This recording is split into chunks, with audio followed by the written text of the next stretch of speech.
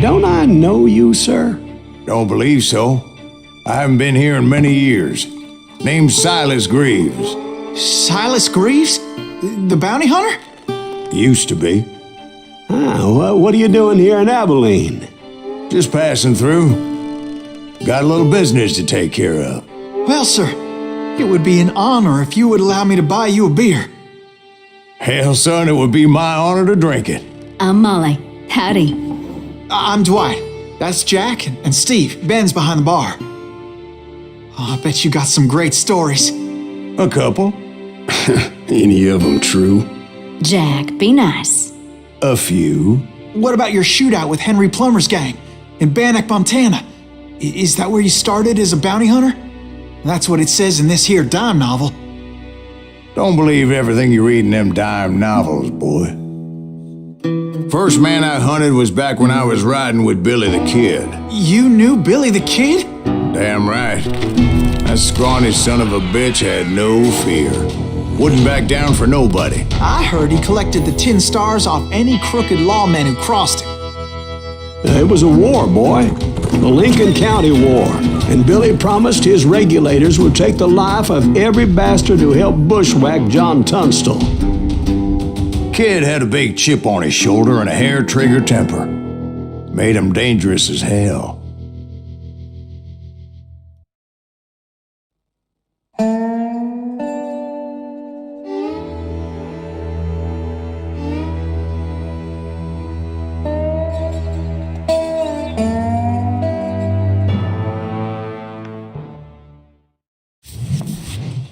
It was about 30 years ago. Billy was hiding out in an abandoned farm near Stinking Springs. I threw in with the kid because the man I had sworn vengeance on was riding with Billy's enemies.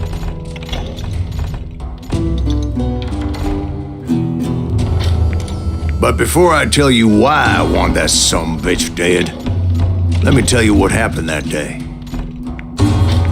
I was heading back to the hideout when suddenly I had this funny feeling.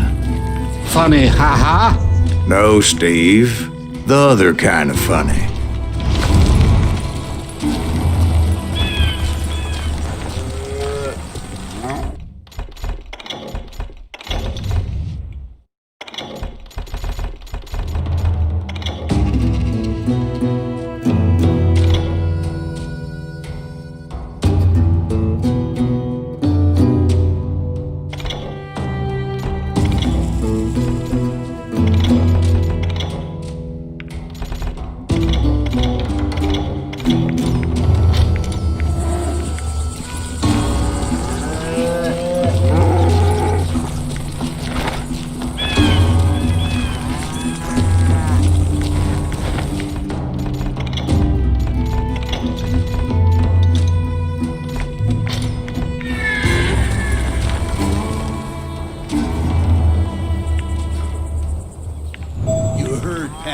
We need to stay here and keep an eye on the road. That's not fair. We're missing all the fun. I knew those two morons would never let me through. I had no choice. What the hell? Shoot that sumbitch! Was it Pat Garrett's posse? Oh yeah. I heard the shots and I knew I had to move fast. Garrett and his army of deputies had surrounded the entire homestead.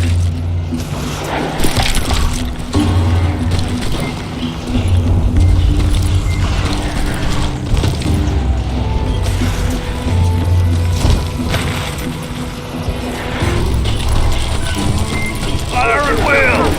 They're coming from the rear! I decided to help Billy and the boys out a bit. So that's just what I did.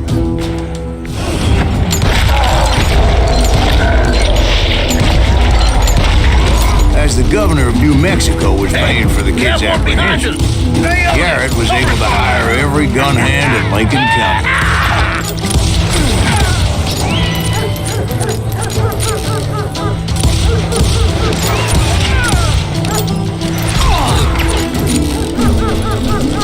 Where'd he come from?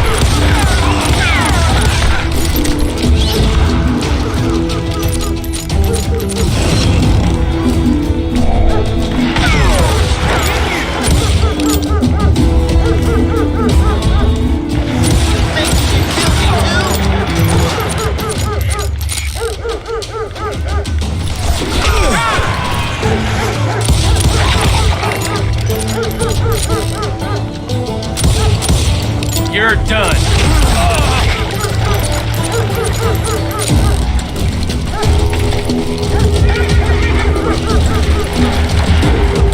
I knew that going through that front door meant putting my butt in a shooting gallery, so I decided to get sneaky. You're dead.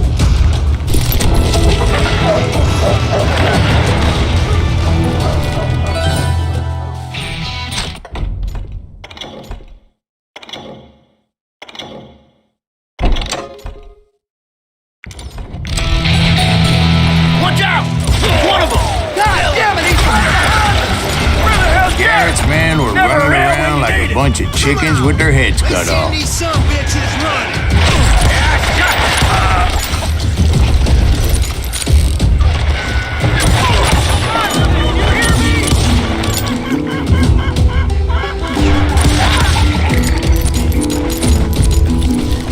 I'm here. Still, one of them reached the water tower. Not a bad idea. It would be a turkey shoot from up there.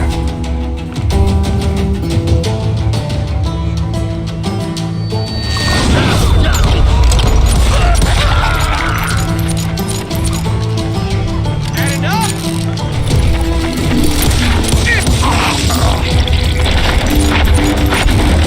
Luckily, these shooters Garrett hired weren't the sharpest tools in the shed.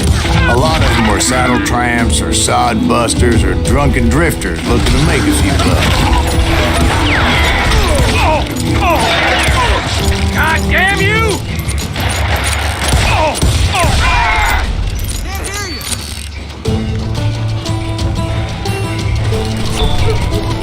Then, I heard a friendly voice yelling at me from the window. Back door! We'll cover you! Truth be told, things weren't much better behind the house. I cut their numbers in half, but that just made the ones that were left twice as mad. They made up for their lack of skill with a seemingly endless supply of ammo.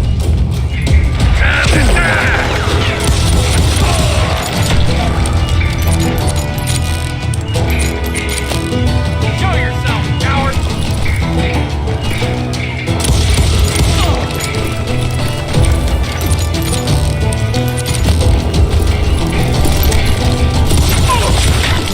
It was a bit of a slog, but I finally fought my way around the back of the house. And like that, I was inside, none the worse for wear. I passed Dirty Dave, and upstairs I found Billy and Charlie Bowley. You think you can kill me too? How about that? Huh? You like that?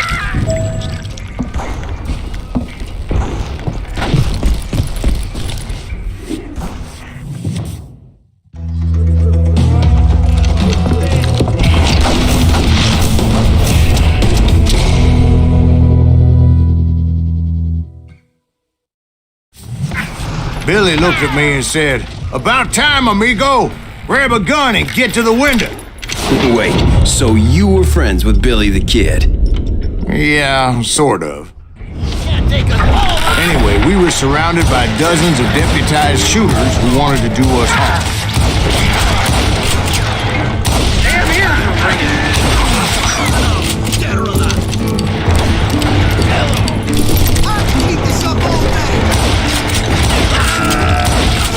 I'm telling you, Garrett's men were dropping like flies, but they just kept on.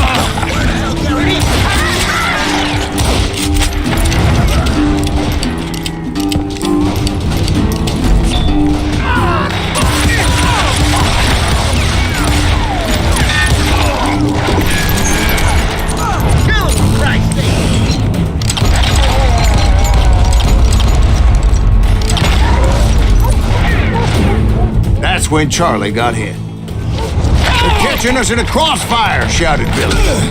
"Get to the other side." That was too damn close.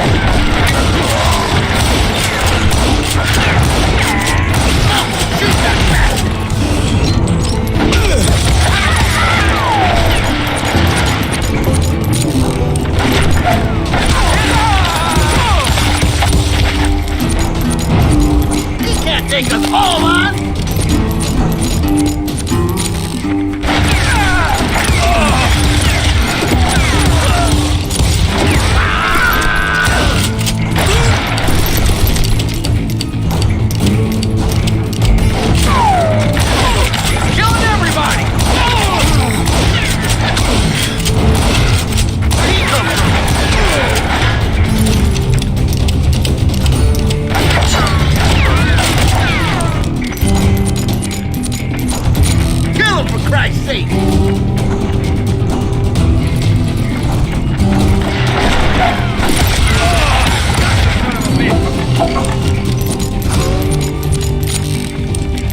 Someone shoot that bastard!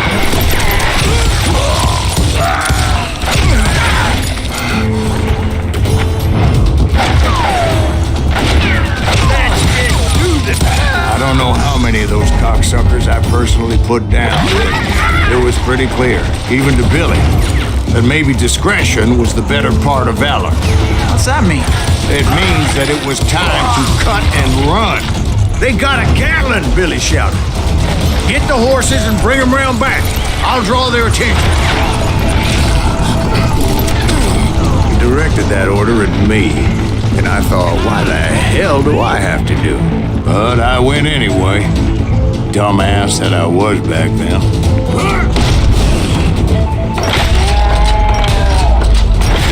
Those poor sons of bitches are Many done! would have fled at my place. But I had that false sense of invincibility that many young men have. Like Jack here. What are you saying, old man? Jack, Who's this Josh? Yeah, he better be. Mr. Greaves, please continue. please call me Silas, ma'am. Now, where was I? You were heading for the barn. Gonna gut you like a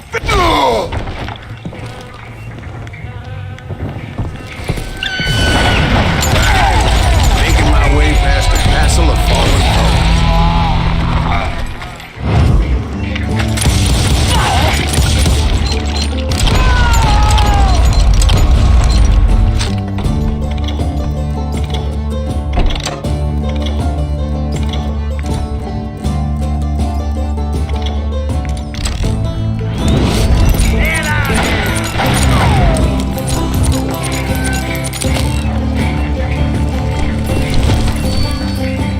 Sounds like Garrett hired a whole regiment of hired guns.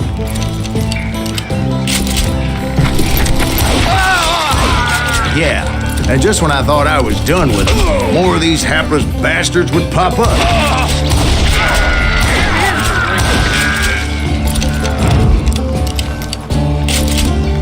You can run! Finally, I had the stables within my reach.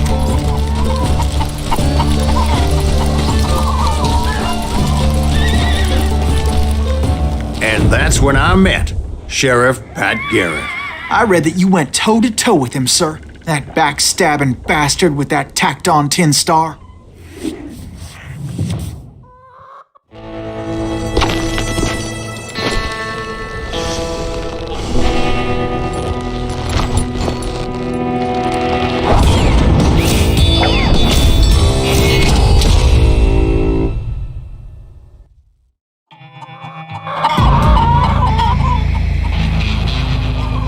You challenged him to a showdown. You read that in a dime novel? It said he showed no fear as he took your measure with eyes like a rattlesnake.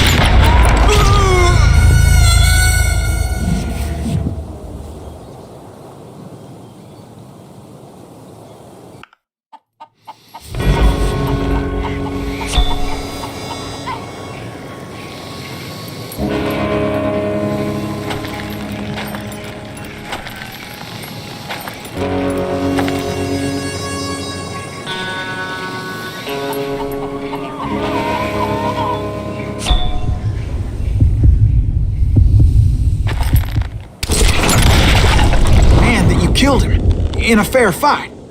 Is that what that Penny Dreadful said?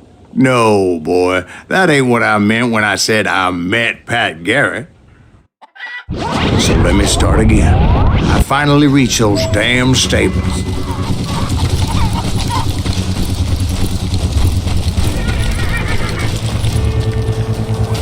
And stepped inside, and bam!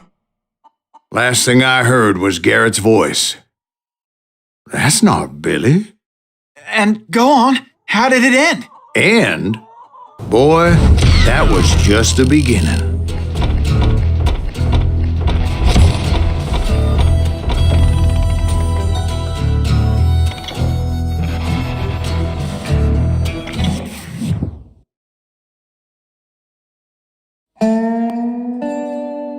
So what happened? Did Garrett arrest you? Yeah, after I came to, the bastard had clocked me with his Colt.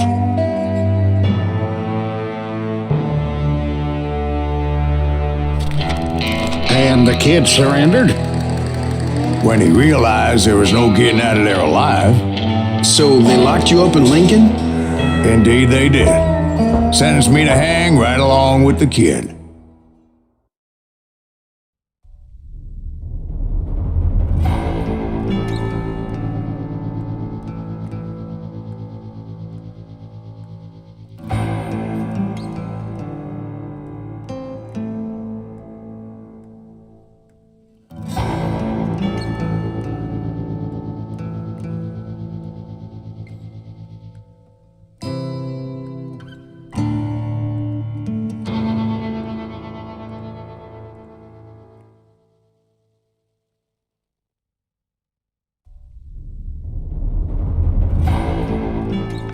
It's important to know that I was only riding with Billy so I could find the bastard I was after.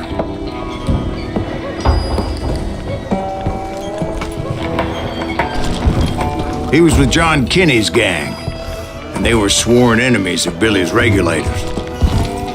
Why were you after him? I owed that son of a bitch a bullet for what he had done to me and mine. Instead, all I got for myself was a goddamn death sentence.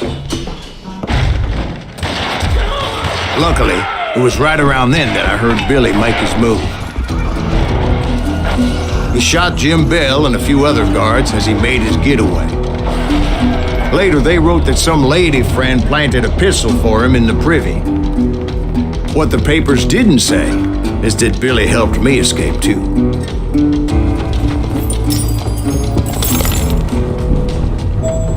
My first order of business was finding a firearm.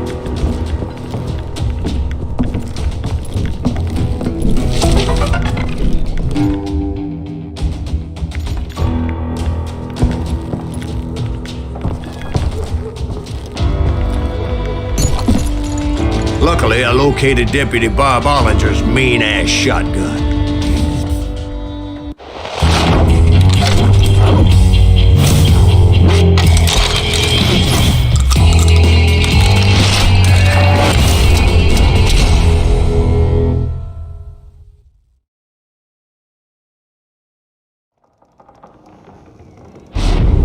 I saw Billy through the window, and he yelled that I should take to the rooftops to make my escape. So I did. Anybody see Billy? Hell yeah. That scatter gun was like a double-barreled howitzer. It could blow a man clear off his feet. You hardly had to aim the damn thing. The kids escaped raised a huge ruckus. Guards were everywhere looking for him. Can't let the kid get away! Anybody see him? I had to jump from roof to roof like a damn alley cat. I followed the planks where I could, but...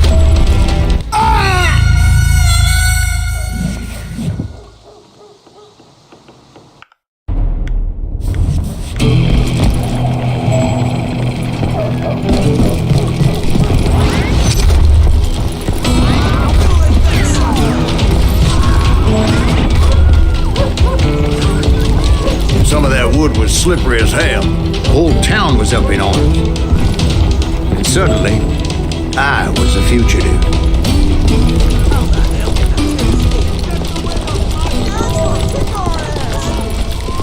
So that bastard you were after, what did he do? He did me and my family a grievous harm. But I knew if I was ever going to find him, I would need to get my ever-loving ass out of there. I tried to be stealthy and sneak my way past. You! But hell, if they weren't all waiting for me.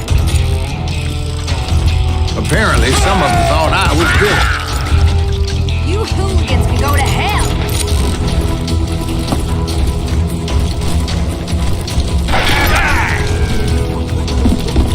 He's in town somewhere. See, me and the kid shared a certain similarity in build and coloring. I was just glad I had Deputy Bob's mean-ass shotgun. Get out of here!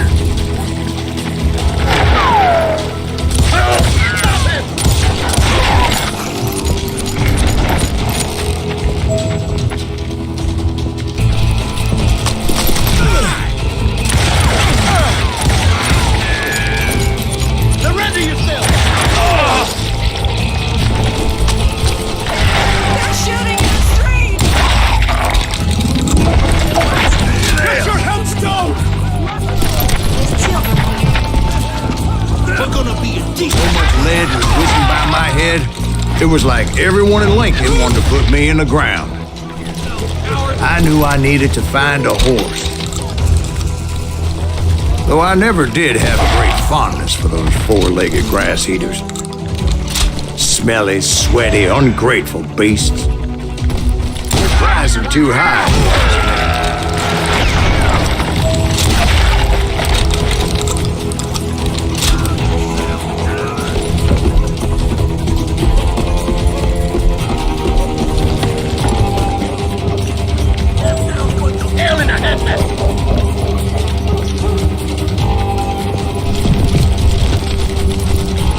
But where was the kid while you were busy getting shot at? Gone. And that's when it occurred to me why Billy set me free. So I could be a hapless decoy and draw attention while he snuck out of town.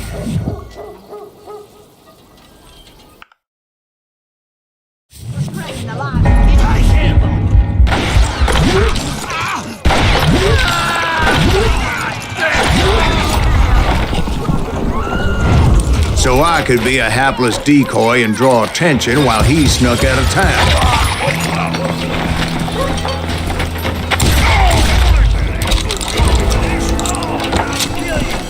I knew if I made it out of there in one piece, no one would put a price on my head. Because everybody in Lincoln would be dead? No, because they all thought I was Billy. And all that blame would fall on him.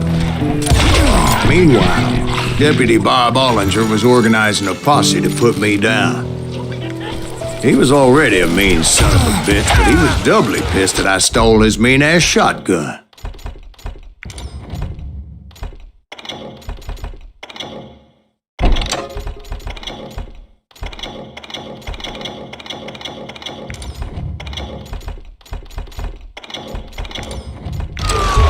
Anyway, it was me or them, and the only way forward led me straight to perdition. But the cards were dealt, and I had no choice but to play them.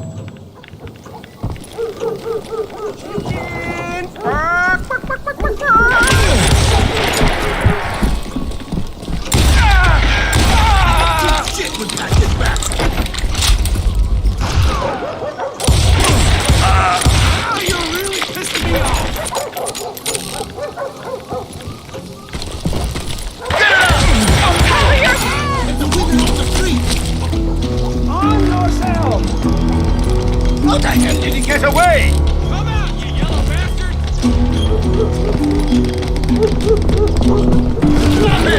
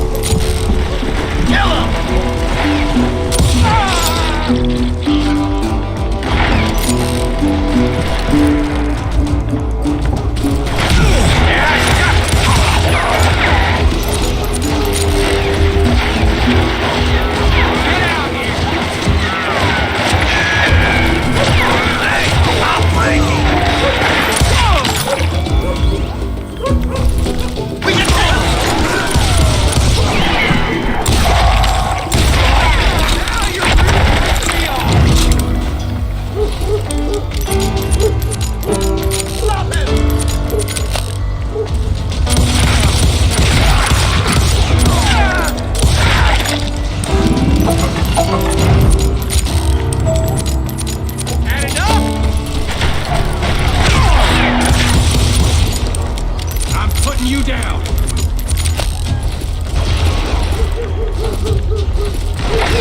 Right here!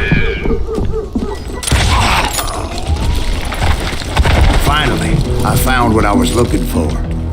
The stables on the edge of town. I guess Billy saved your ass, taking out Bob Ollinger the way he did. Billy didn't kill Bob. Sure he did. He dispatched him right after he shot Deputy Bell. No, sir. Because Bob came right up behind me, angry as hell that Billy had lit out.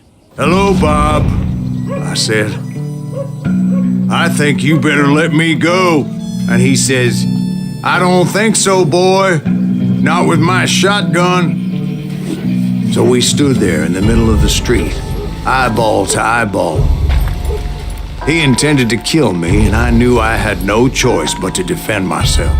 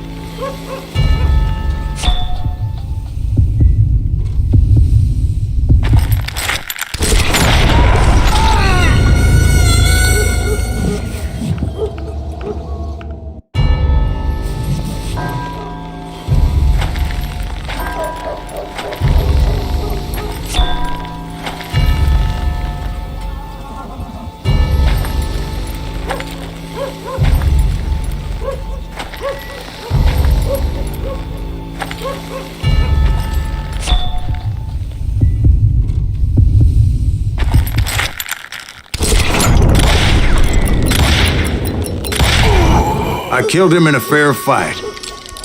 Everybody saw I had no damn choice. Well, Lincoln got a mite depopulated that day. Pat Garrett gunned down Billy 3 months later, so his escape was off. So where'd you go after Lincoln? Mexico. Until I realized nobody was looking for me. I ended up taking a job at the Rurales. The Mexican Rurales? I was hired to help them track down the cowboys. The most vicious outlaw gang in Cochise County? Curly Bill Brocious? Johnny Ringo? Led by old man Clanton himself. They must have paid you a pretty penny to take them hombres on. Not really. But truth be told, I had my own reasons for going after those boys.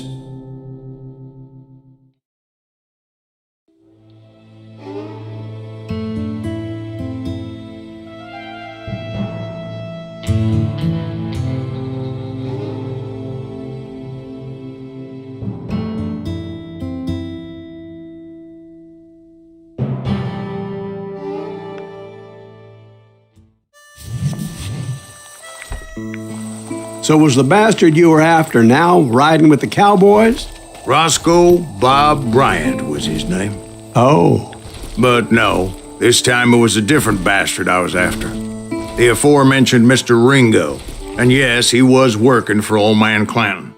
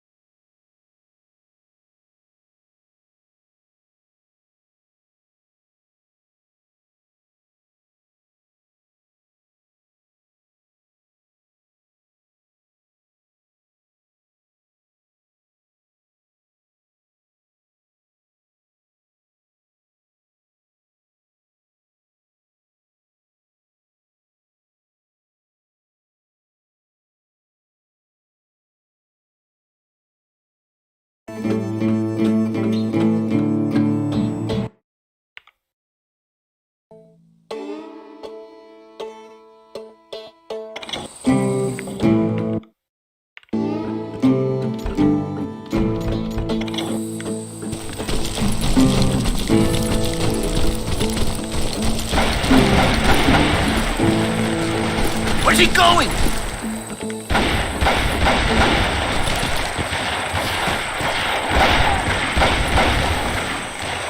I came upon them robbing a stagecoach, which wasn't surprising, being they were such murderous thieves and bastards. The bandits wore red scarves, so I knew they worked for the old man. Over there! There! With this hombre! I did my best to help those poor passengers. God damn you! You can run, but you can't hide!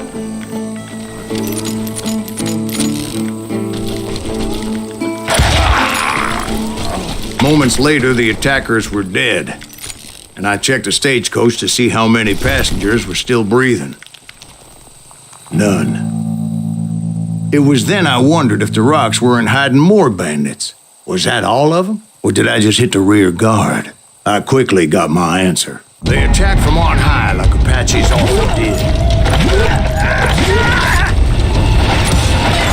They would appear in great numbers from above and rain down lead on their hapless enemies' heads, making use of the high ground and whatever else they had.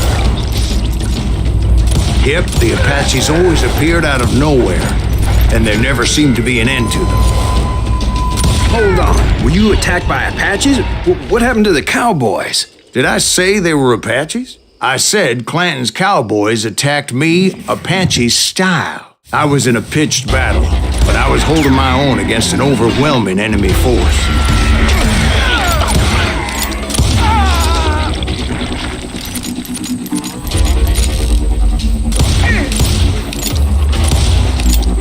Shoot that running son of a bitch!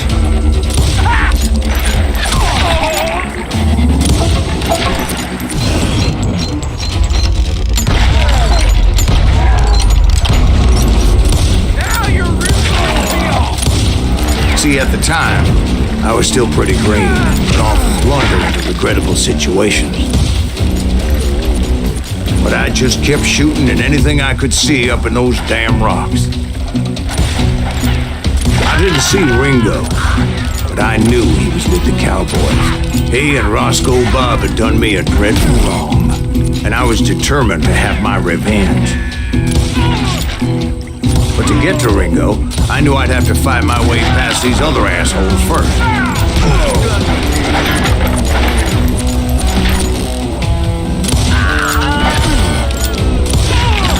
Goddamn man!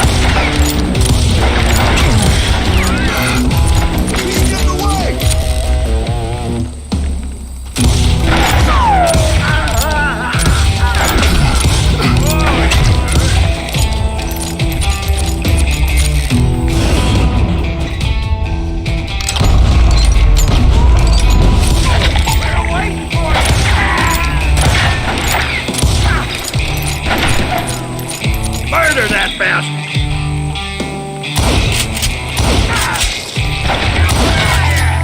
Unfortunately, I was running out of ammo.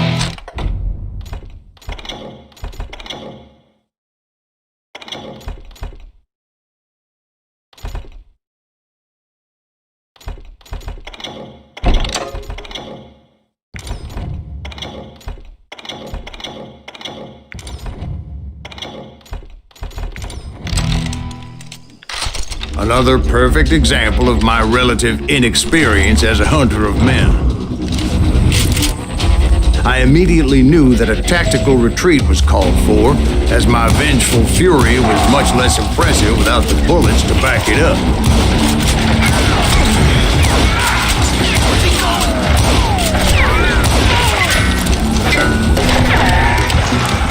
Finally, they managed to corner me. Trapped as I was, the odds of my survival seemed pretty slim. Luckily, serendipity was on my side as I suddenly spotted a way out of my predicament.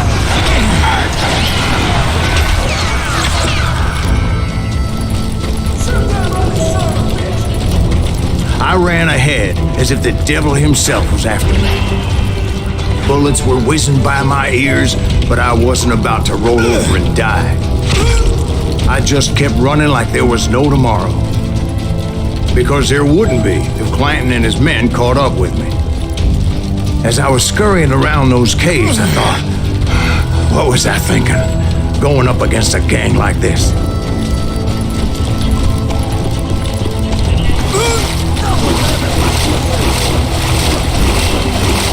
I just kept running, not knowing where the hell I was going.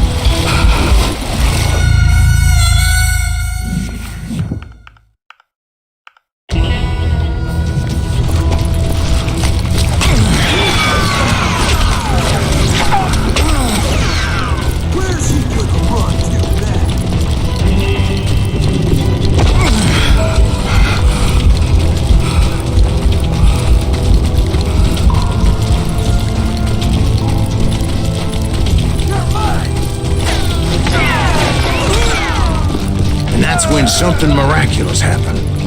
Like manna from heaven, I found the desiccated remains of what looked like an Apache warrior. The old weapon next to him supplied me with some much-needed ammunition.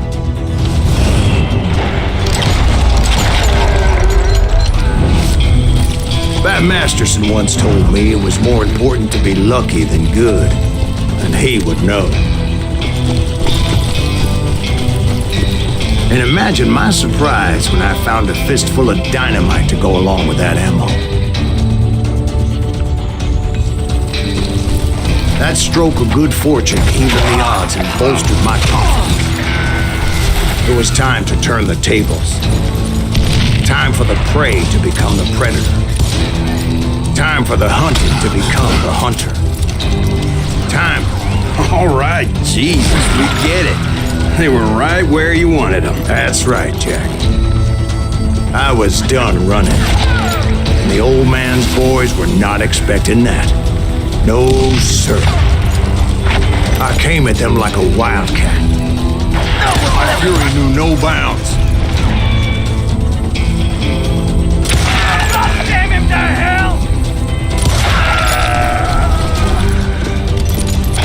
Get out here!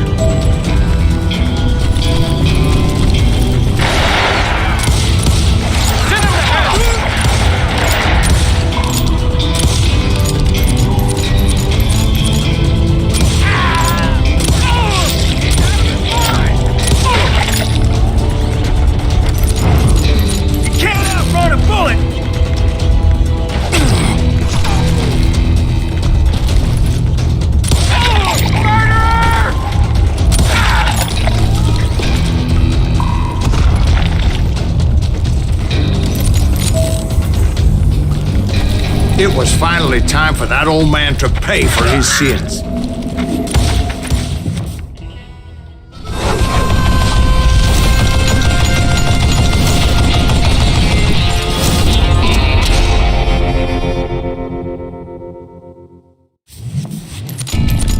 I yelled out at the top of my lungs, "Clanton, I'm coming for you!"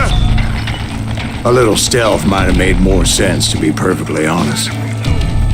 Because that old fool had a Gatling gun and enough bullets to last him till kingdom come. But I knew I could not let that deter me. Not if I was to find and kill Ringo. I needed to get that old man off that job.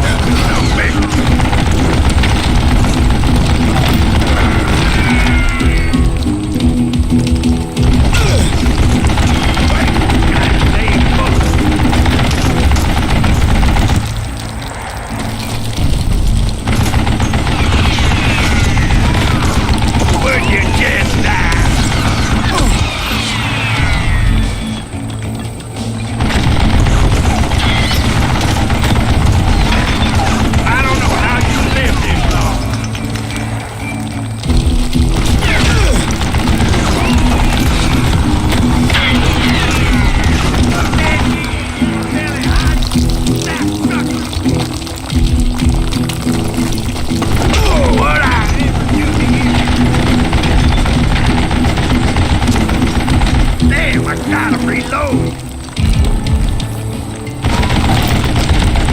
You are stupid, zombie! Most everyone thought it was the Ruales who had come up against him in Guadalupe Canyon, but it was just me.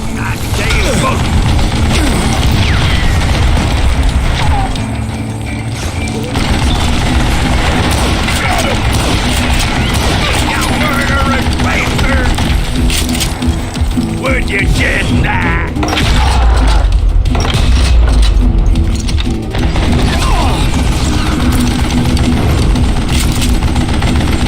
Why are you still playing the face, man, huh? I don't know how you live this.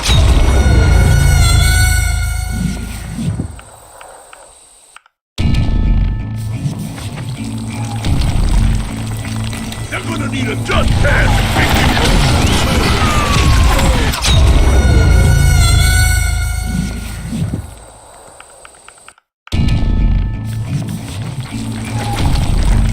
They're gonna... Let's see what you think! Don't let them come! Wait! Goddamn book!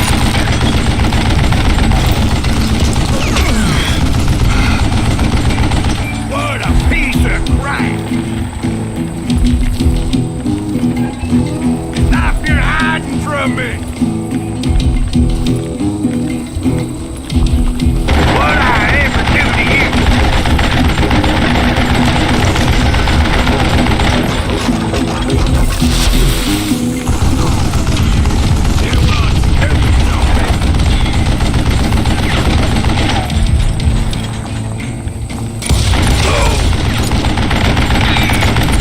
I don't know how you live this long.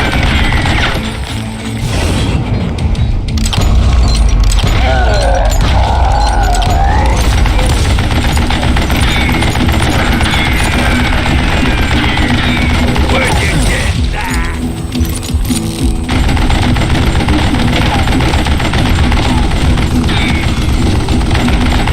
Do I gotta reload again? Wait, goddamn book.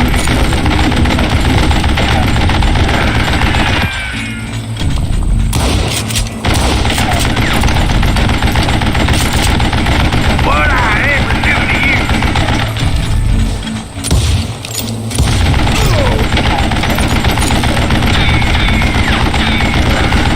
You are stupid zombie.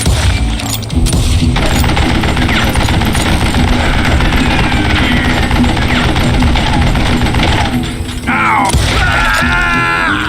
Apparently, one of the cowboys made it out of there alive and told Ike and Billy Clanton that it wasn't a Mexican who took their father's life that day.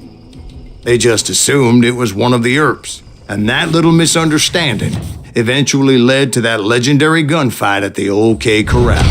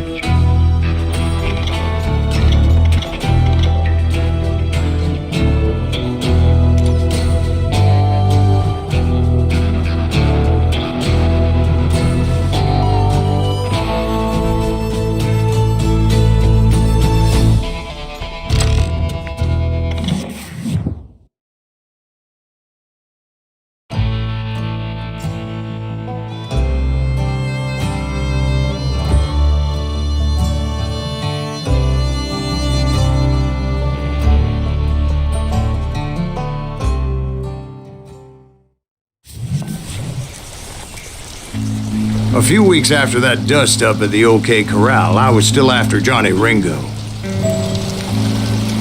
I had tracked him and the cowboys to their hideout at a sawmill, and they were loaded for bear.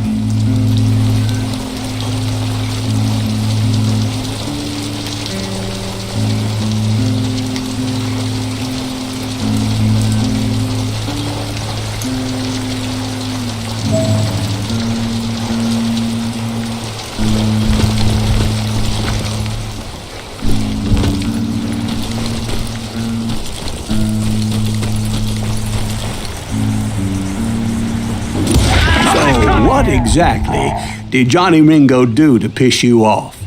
Well, him and that other bastard. Roscoe Bob Bryant? Yep. They both deserve to die, and I promise I'll tell you why. But first I need to tell you about the Cowboys' new boss, Curly Bill Brocious. Herb's coming! Get ready, boys. Get out of here!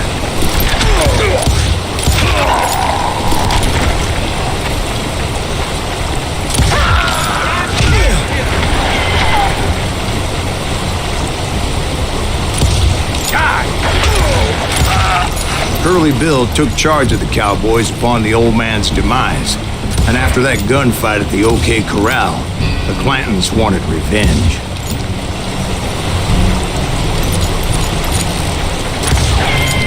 Put some holes in him!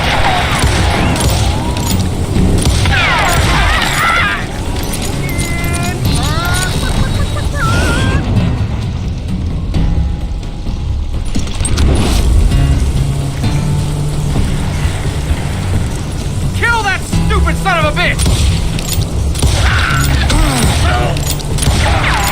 Good goddamn shot!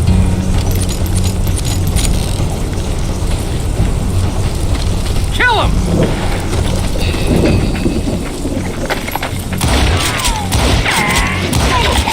So they murdered Morgan Earp and grievously wounded his older brother, Virgil.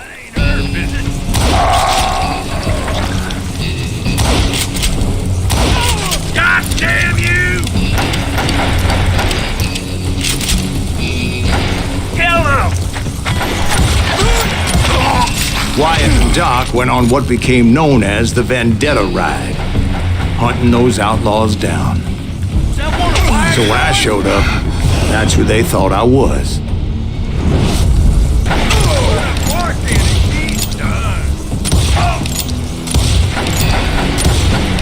Just shoot the son of a bitch!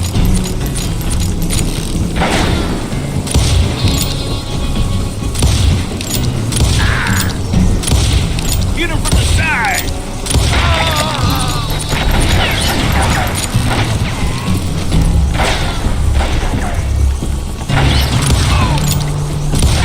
You won't get away with this! That's it for you!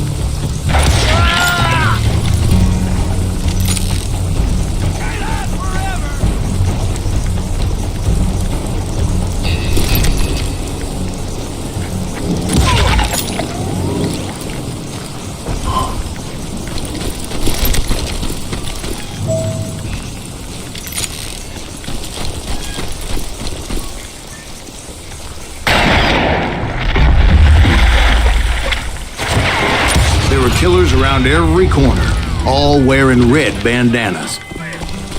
That's how the Cowboys identified each other. And I was beginning to wish I had one myself.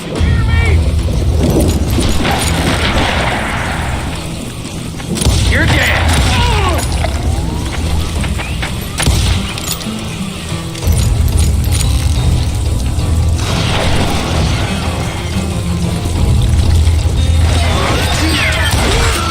But I wasn't about to let Ringo walk away unscathed. And that's what drove me forward.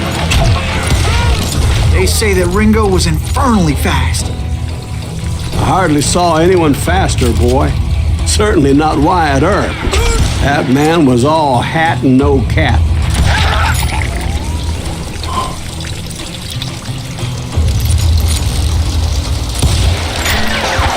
I think I winged him!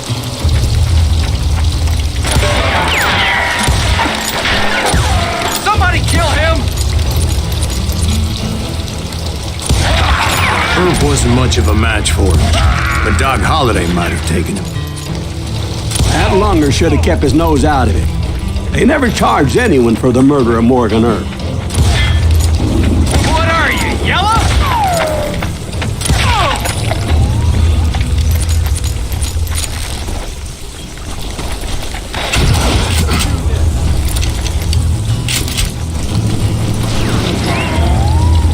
Die! But everybody knew that Curly shot him in the back. That was common knowledge. Yeah, maybe so. But Ringo had nothing to do with it. He was just being loyal to a friend. Is that what you call it? Being loyal? Well, to get to that loyal friend, I had to pass by some buzzsaws as big as a man. Gonna make you bleed!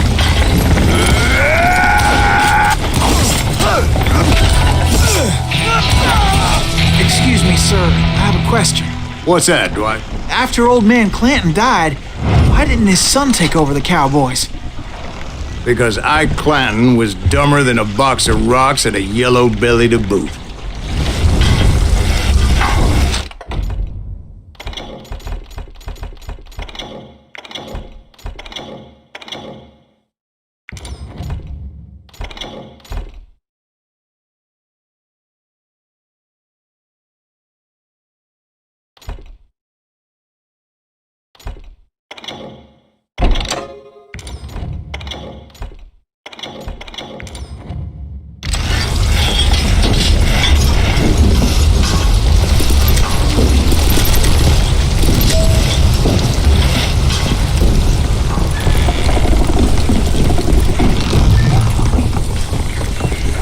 Now, where was I? Taking down the entire cowboy gang single-handed. Indeed I was, Jack.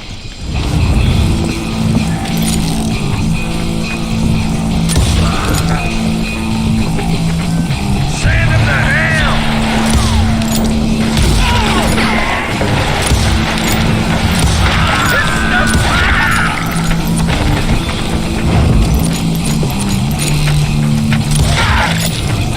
Bad enough!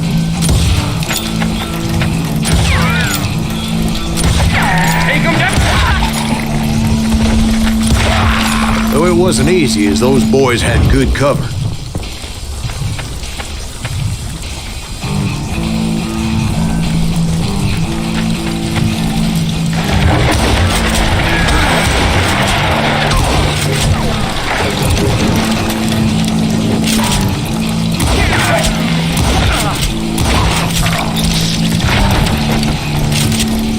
Get me!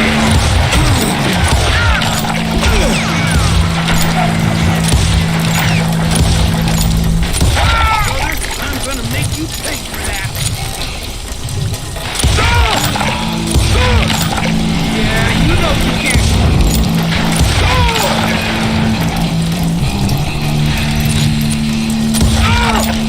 That asshole just killed Red.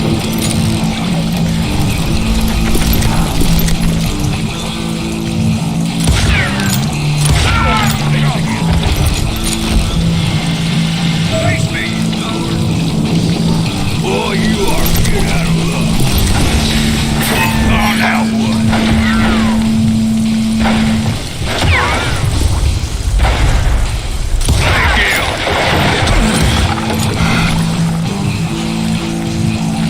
Can you shoot around corners? Fuck that son of a bitch. Look out!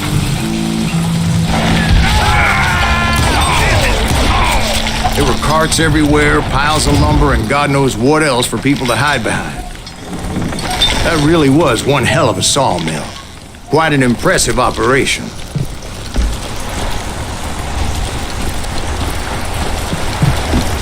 And where was Curly Bill? Did you see him? I'm about to get to that, Ben. Patience. I'm painting a picture here. There was this beautiful waterfall and a crystal clear stream that led to a verdant valley that was truly... Consider your picture painted. What happened next? Well, finally the bastards that were still alive made a last stand.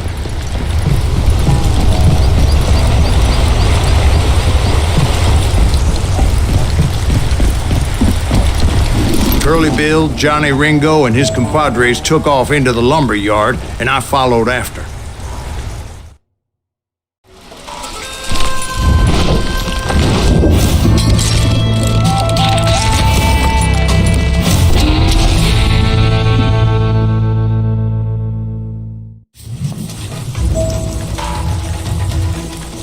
Are you saying they ran?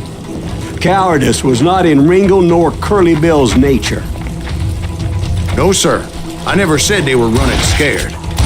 They just wanted me out in the open.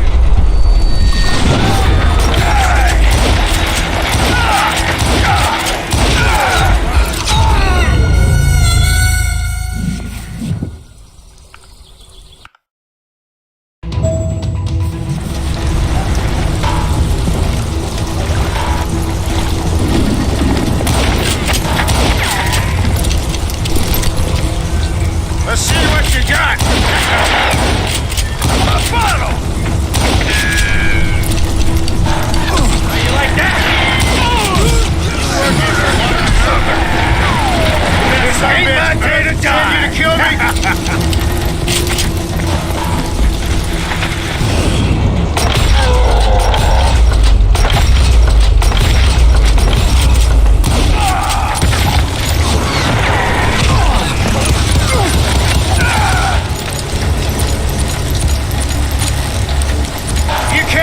Forever, boy.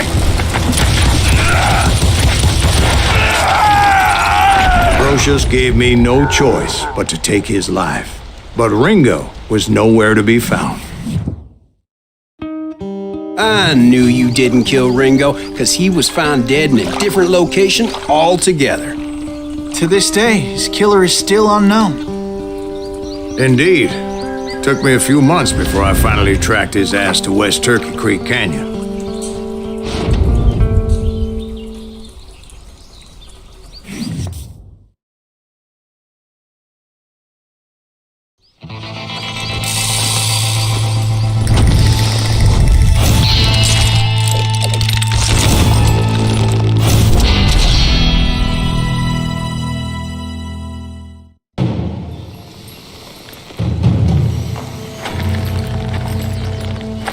That's incredible, sir. I always thought that Doc Holliday was the one that killed him.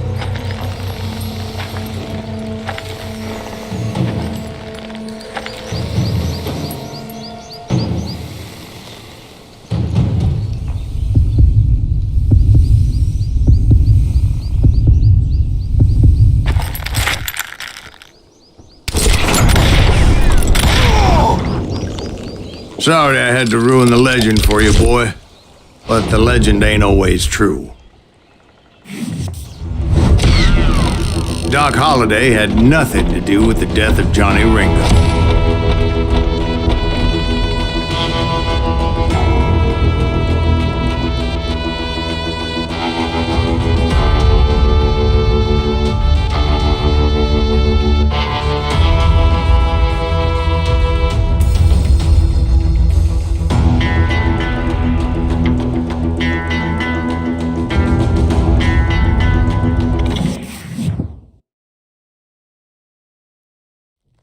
I was paid a healthy bounty for Ringo and Curly Bill, and realized there was real money to be made.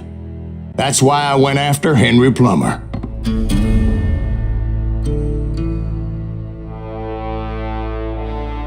Now, wasn't he the sheriff who augmented his income by shaking down miners and robbing gold shipments? That's the one. Oh, yeah, I remember him. He ran that gang of thieving outlaws called the Innocents. So it's true that you went toe-to-toe with him? Indeed I did, son. Indeed I did.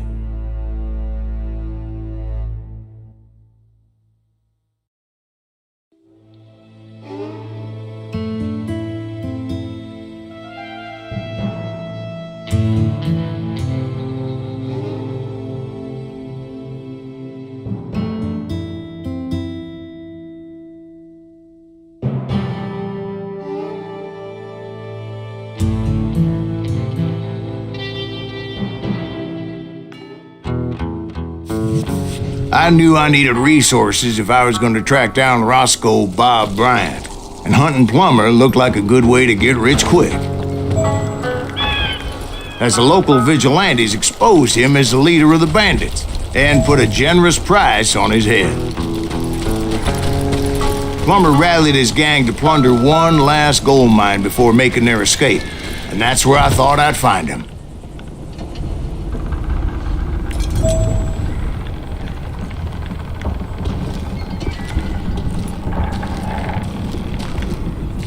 It makes me nervous standing so close to all these goddamn barrels of gunpowder. Why would you be nervous?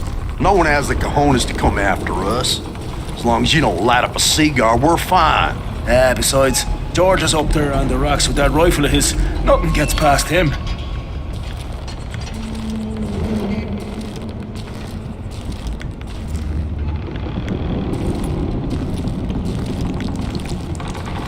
Oh yeah? Well, who the hell is that then? My late father pointed out to me more than once. God made men, and Samuel Colt made them equal. Get out here!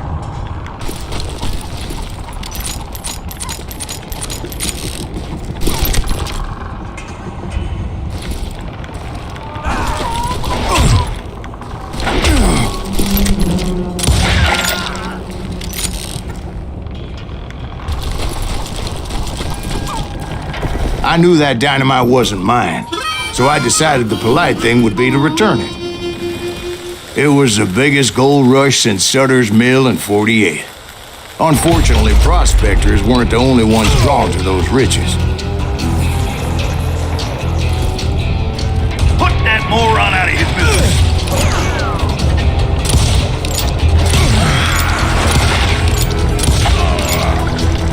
There were thieves and killers, robbing travelers and hijacking gold shipments. Like those that ran with Plummer. Some were just regular folks I knew from town, drawn by greed and easy pickings. Charlie Crow, the blacksmith. James, who worked in the stable. Sam and Jeremiah Barber, the butcher's sons. Ordinary citizens who lived a double life. Stealing and thieving and murdering their neighbors.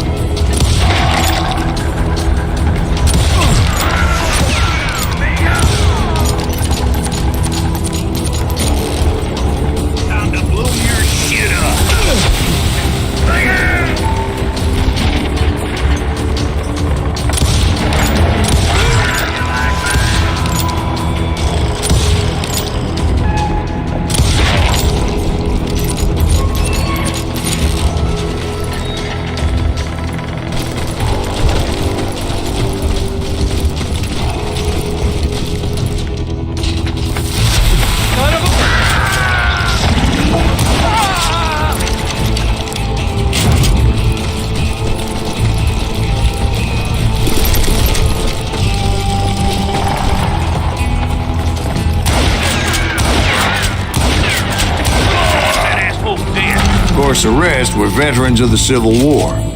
Stone-cold killers trained on the bloody fields of Shiloh and Antietam.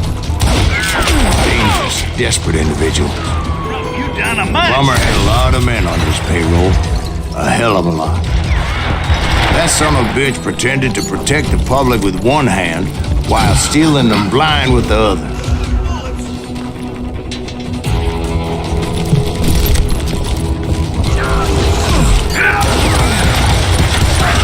He set up a defensive perimeter which I had no idea how to breach.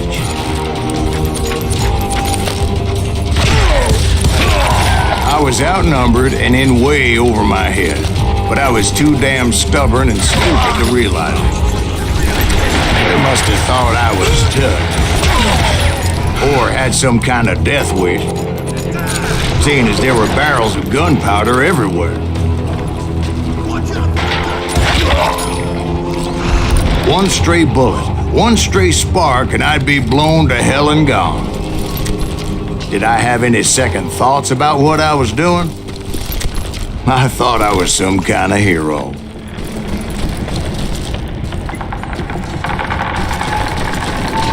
I finally made it past and headed on to meet my destiny. But first, I had something I needed to figure out.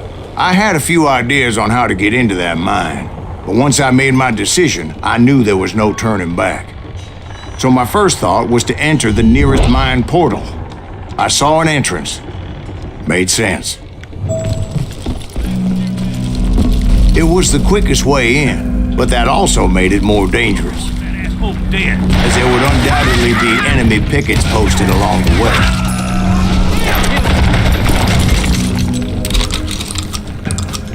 You ain't beefing me.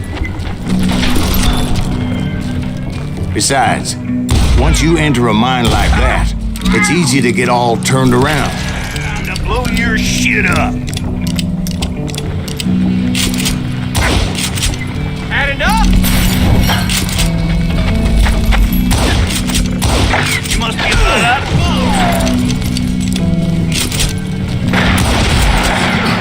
Let's do this! Look out!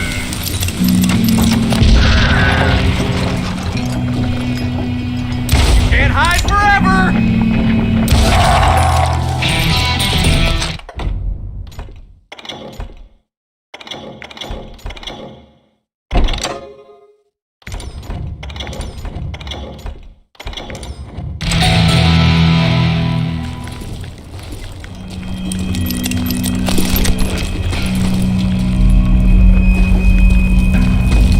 And that confusing maze of corridors wouldn't even be the worst of it. Some of those shafts could be as deep as hell. Show yourself!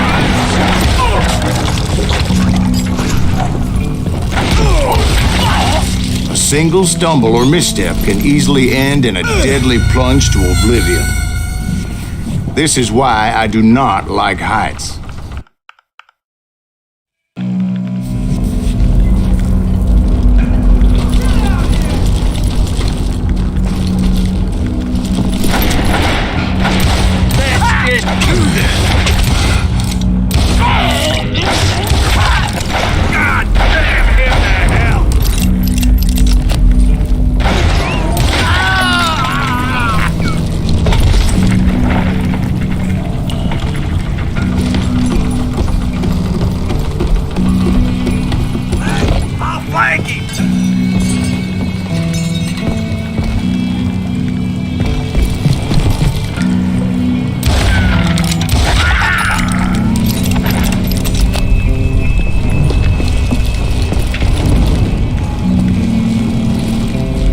Reflexes often make up for a lack of common sense. Luckily, I was never one to be easily bushwhacked. I would just need to be careful not to blow myself to kingdom come.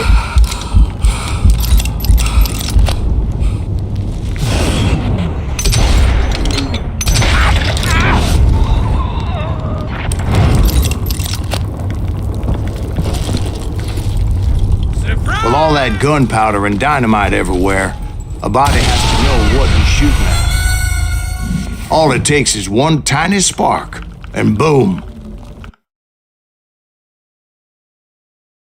There he is! Oh, God!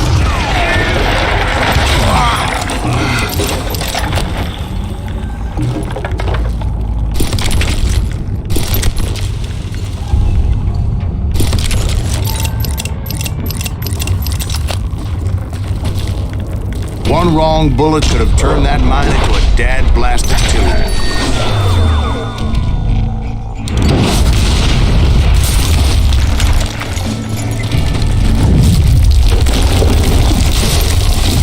I freely admit that my plan of attack was not just moronic, but clearly insane.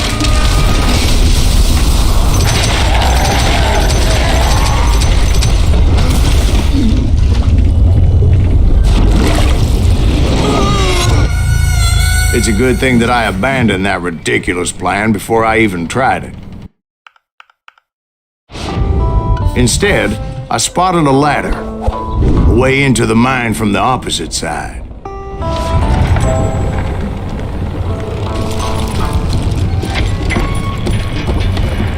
It was a long way around, but that approach seemed more sensible at the time.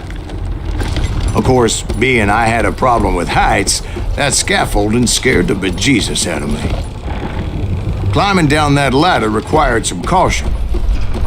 Because even though I had a younger man's reflexes, no man can dodge a damn bullet while climbing down a rickety ladder. I needed to make a leap of faith, which ain't easy when you're suspended between heaven and hell.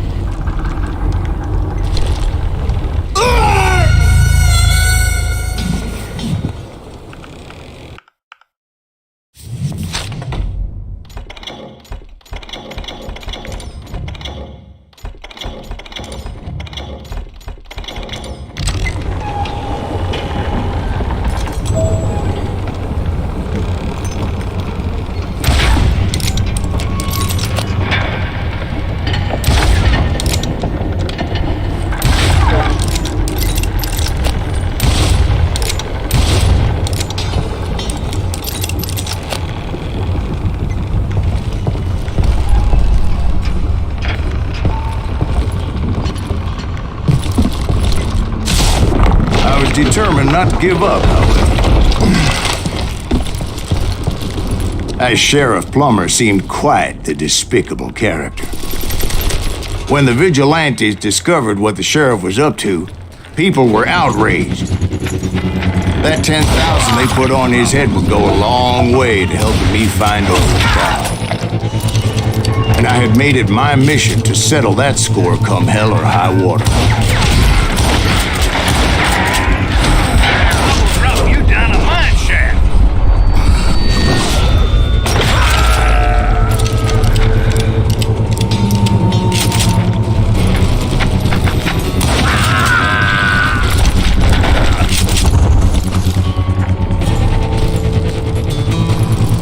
But first, I would have to make a choice.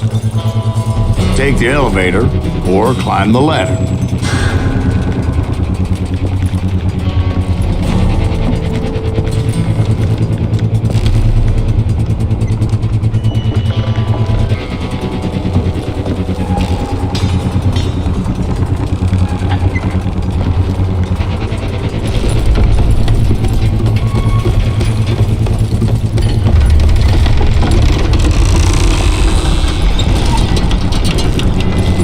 I wanted to use the element of surprise. Plus, I figured I could use the exercise. I was warmed up already, so what the hell?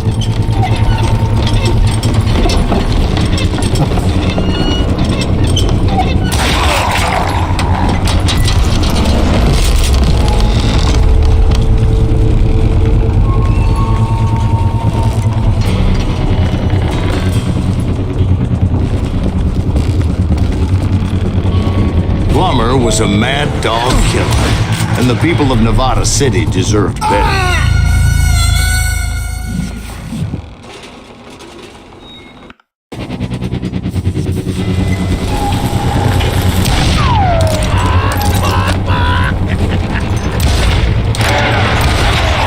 Right, well, he was the sheriff of both places at one time or another, but that's neither here nor there.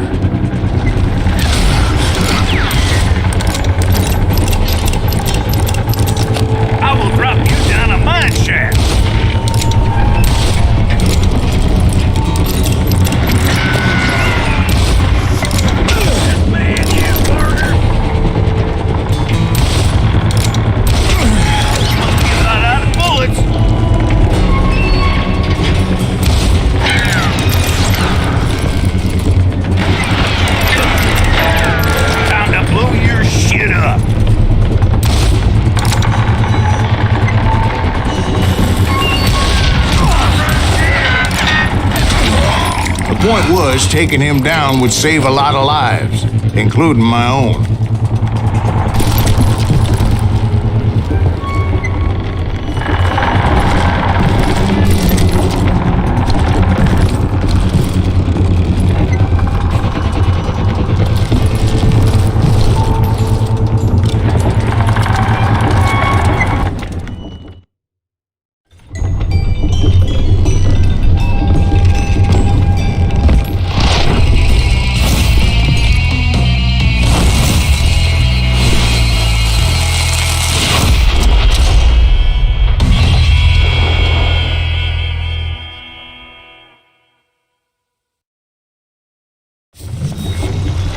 They're gonna need a dustpan to pick you up!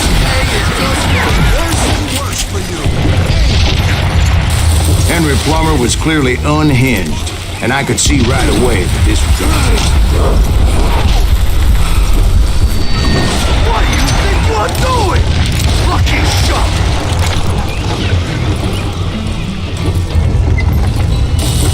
I got a lot more dynamite on you! No blood money for you today!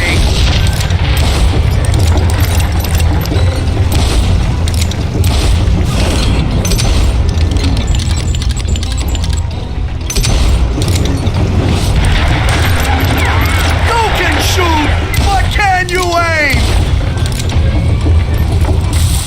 Who said you could throw dynamite? Oh! You ain't taking me! Oh! I need some help here! Come on, boys! Take this cocksucker out!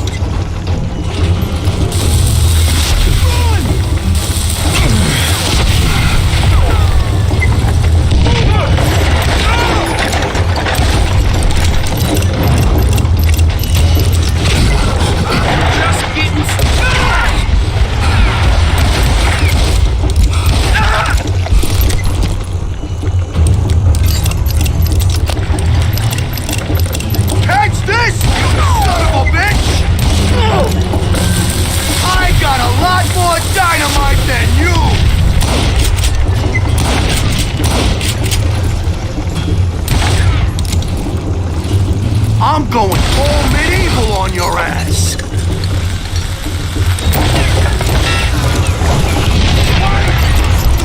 And die! Bury you in a million pieces! This cocksucker Who said you could throw dynamite? You killed an innocent man! Run! Oh! What do you think you're doing? So that's how Henry Plummer died. Him and his crew were worth their weight in gold. And now, I was officially a bounty hunter.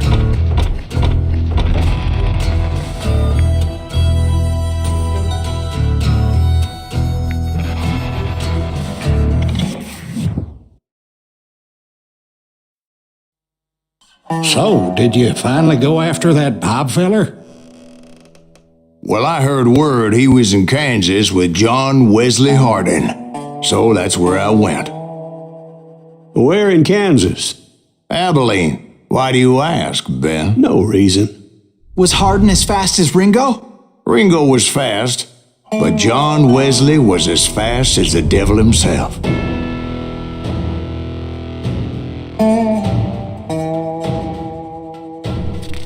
Hell, he killed his first man at 15. From that day forward, he had a price on his head and wouldn't back down for nobody, not even Wild Bill Hickok himself.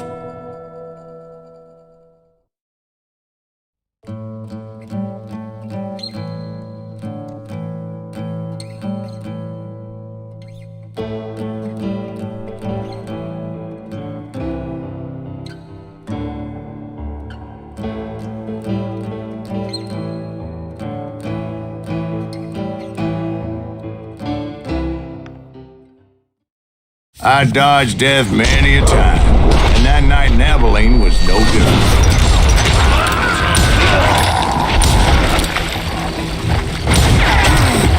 I was there with the intention of finding that bastard Bob and collecting the bounty on John Wesley.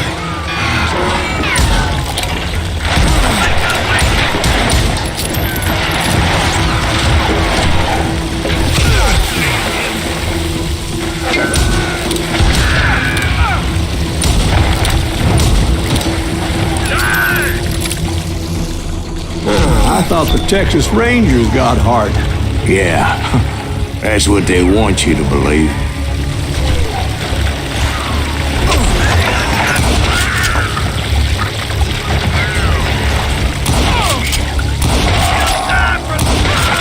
It was cold in a witch's tit and a brass bra that night as I fought my way past his loyal compadres to the very same saloon we're sitting in today. Look around and imagine this place painted in blood. Hardin was waiting for me, and...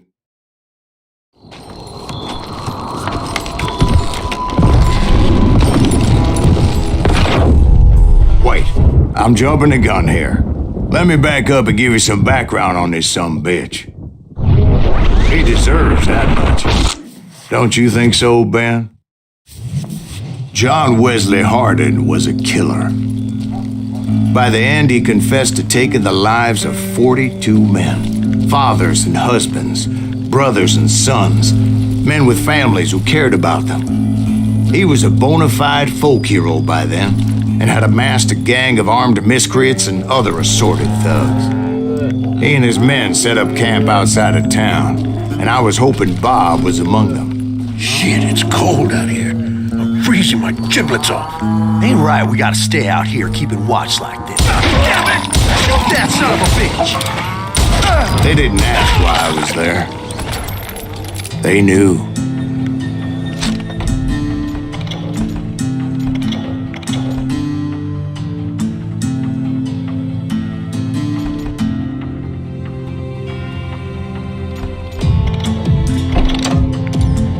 Most of them were wanted as well. I figured Hardin was here somewhere, but to get to him, I'd have to get past his gun hands. And that was easier said than done, as most of them were as foolish and full of bravado as I was.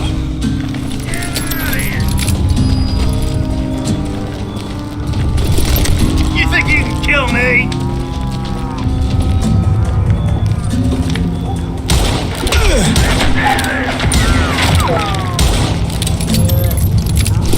There he is!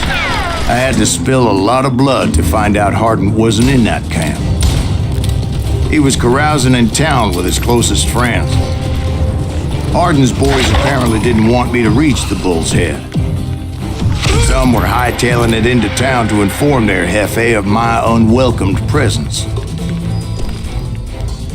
I delivered, son of a bitch!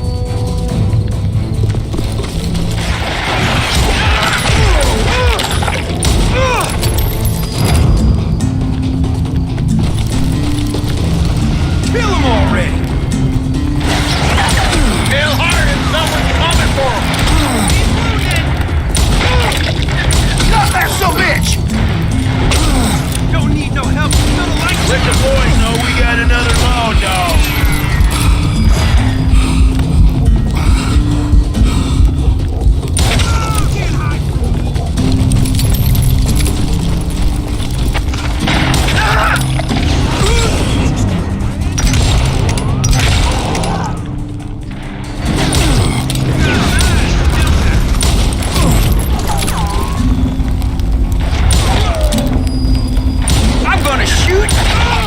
I wondered if Bob was among them.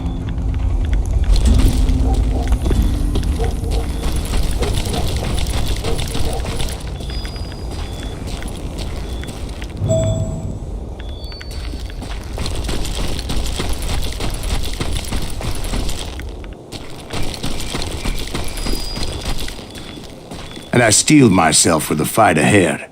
For as good as I was, deep down I wondered if John Wesley wasn't just a little bit better.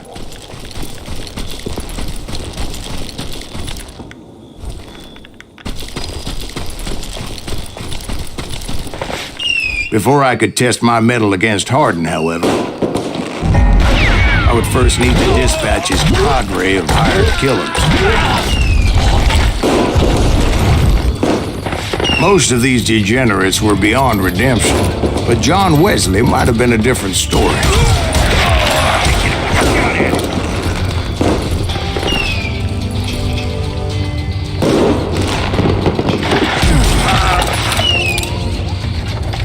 I didn't learn until later that that night was in fact his birthday celebration.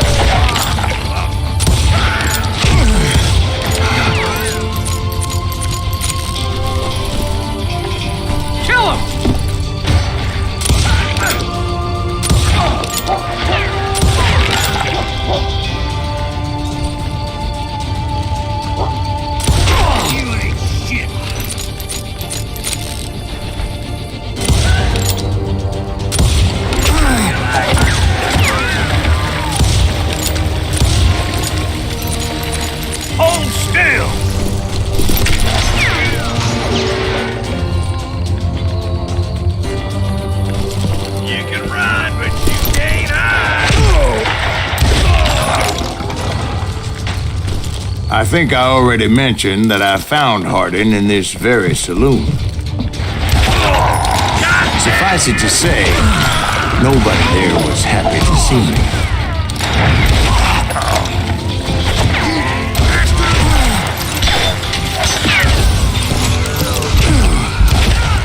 In fact, I felt a certain hostility.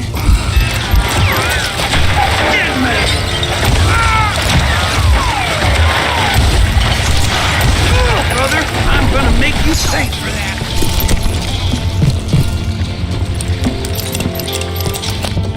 That's right. Run!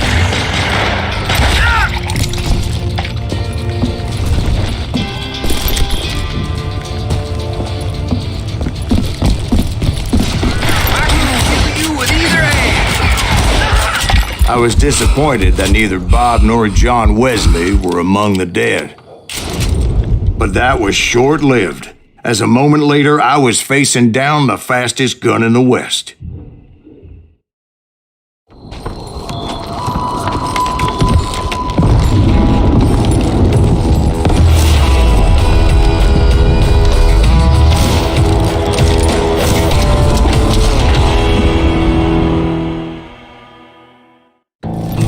I felt a bolt of adrenaline, or maybe that was fear. He was well known for his tricks, and I knew I'd need my own if I was ever to defeat him.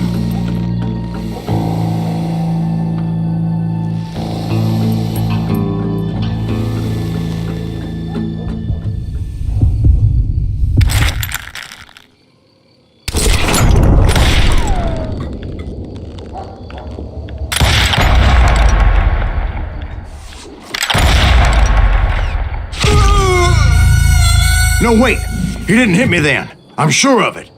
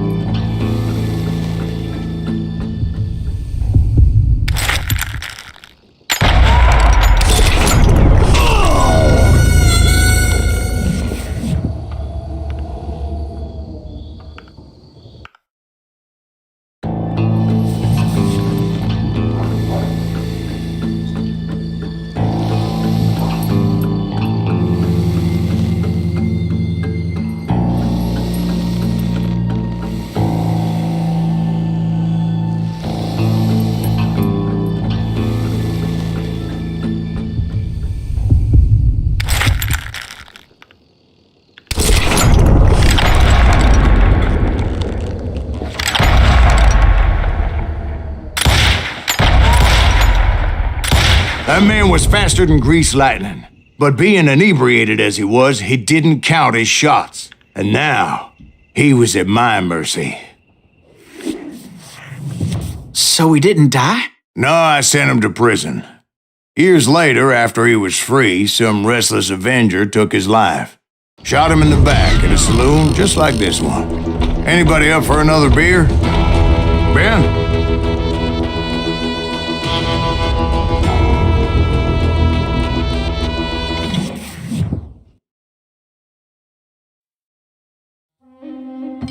Thank you, darling. Yeah, some say revenge is a dish best served cold.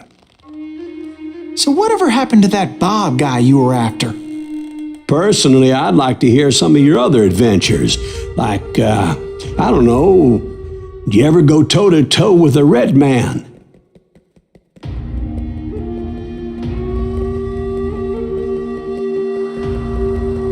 Yes, I did, Ben. I remember once I was after this renegade Apache, Grey Wolf. Strangely enough, revenge was also his primary motivation.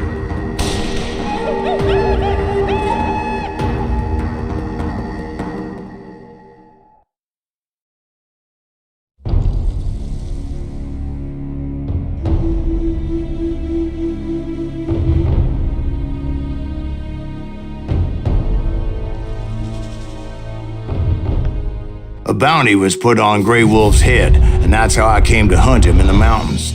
Mountains so high they tickled the nether regions of heaven.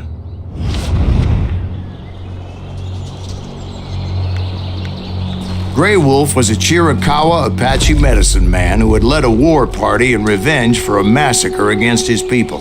The U.S. Army had attacked his tribe during his daughter's sacred sunrise ceremony, and the slaughter was unspeakable. I understood his anger, as there's nothing more traumatic than seeing those you love die in a cruel and painful death.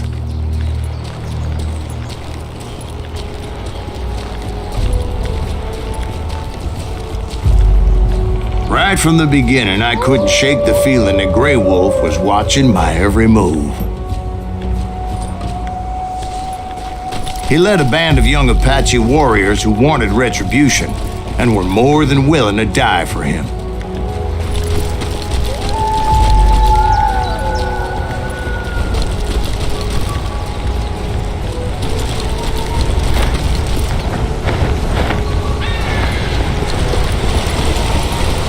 They saw me before I saw them.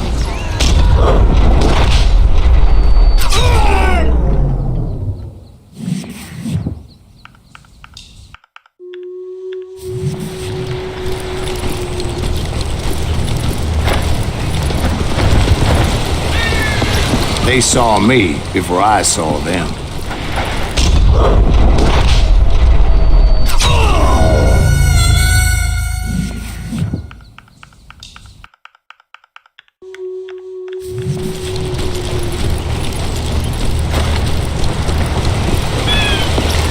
They saw me before I saw them.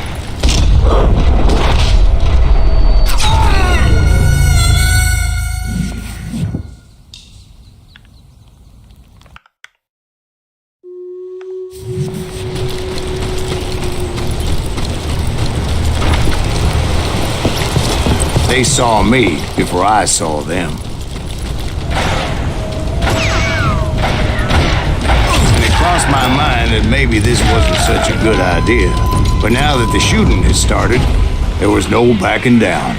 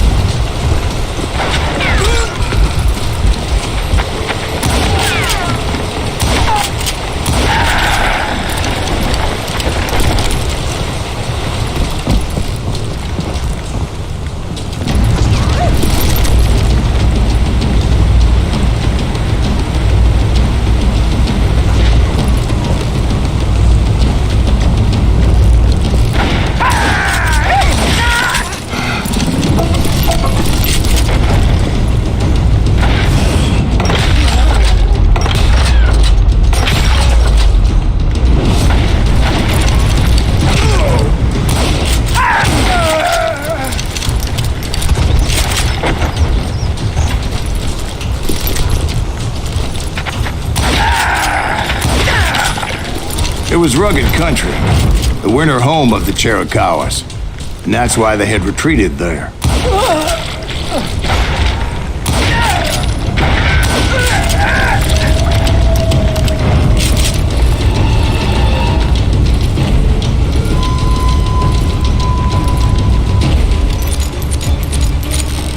I admit to having some regrets about going after them the way I did. But then again, I got a lot of those.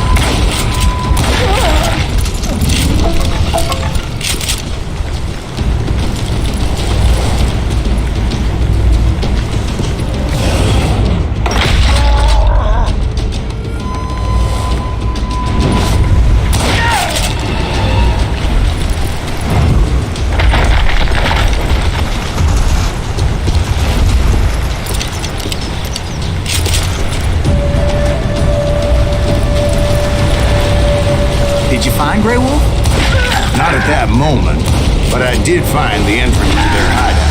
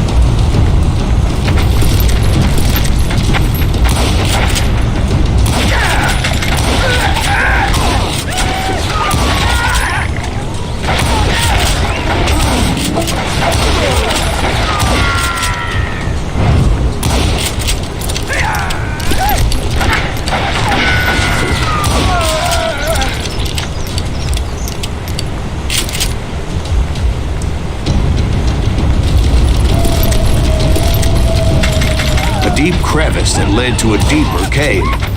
Tell me you went in there. Yeah, but it's not out of bravery so much as pure, angry cussedness.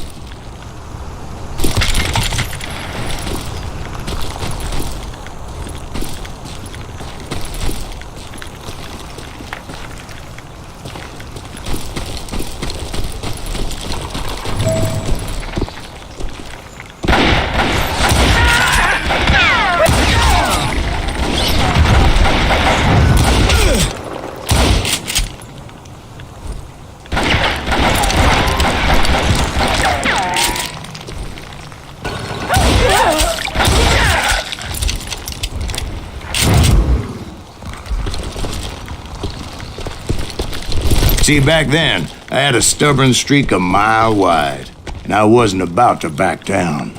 So it was like pitch black in there? Actually, it was pretty well lit, as they had torches on the walls.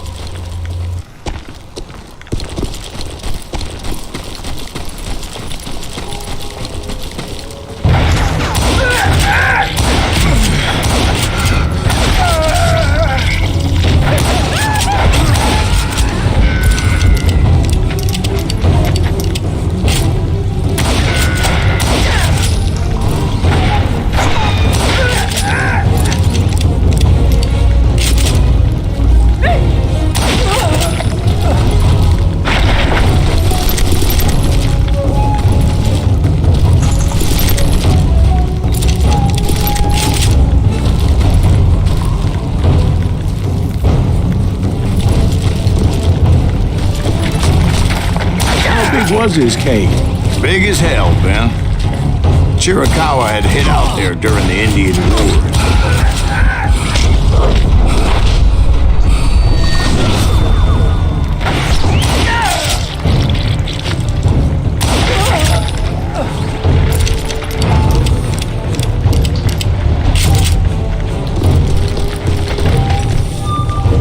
They thought it was haunted with the ghosts of those murdered by the horse soldiers.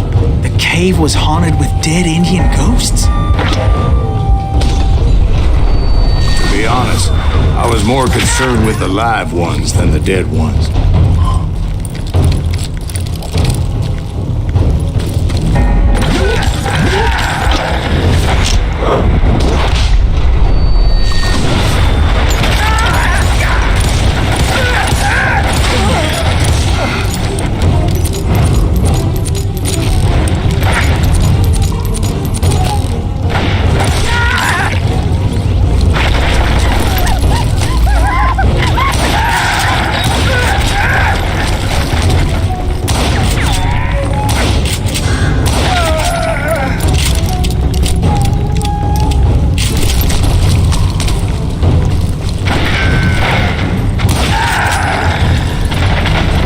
How come you know so much about engines?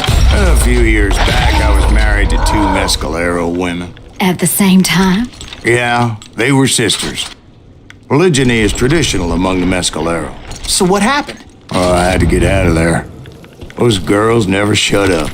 Both of them nagging at me all the time. Drove me half crazy. Haven't seen them since.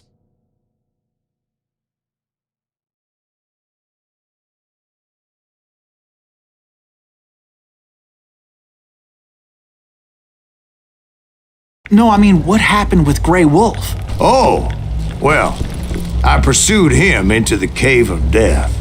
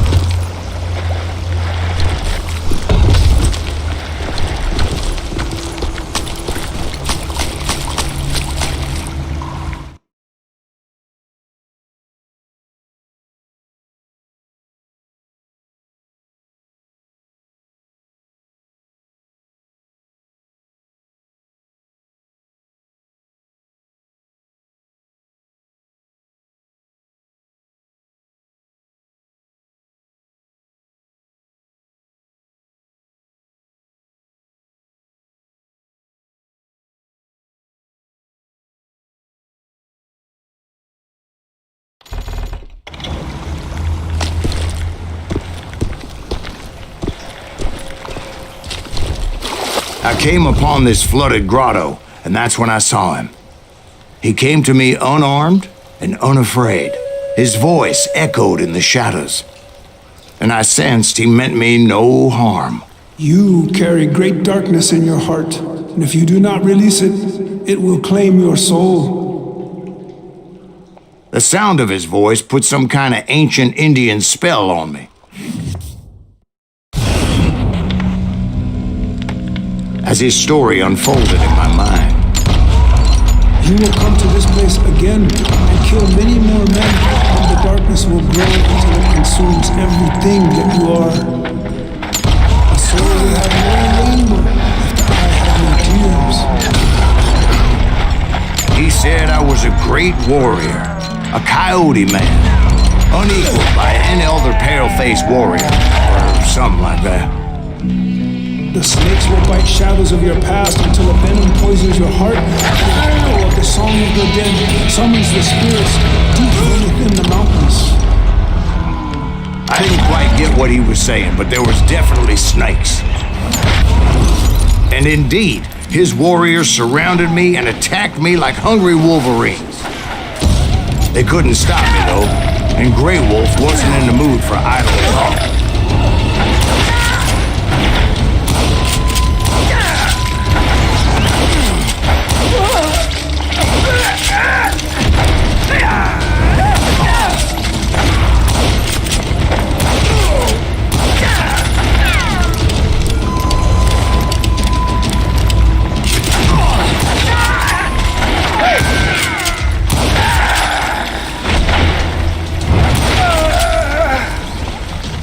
I swear I couldn't see any way out of this trap.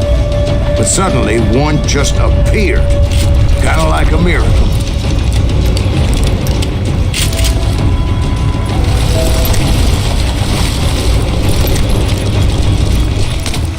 I felt like I would be lost in that damn cave forever.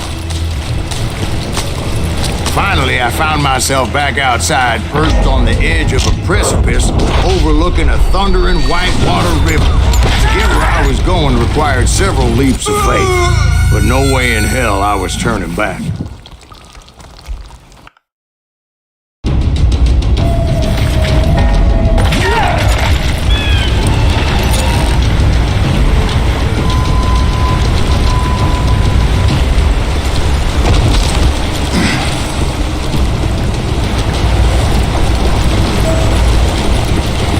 Chased after him, determined to make him explain the meaning of all that mumbo-jumbo.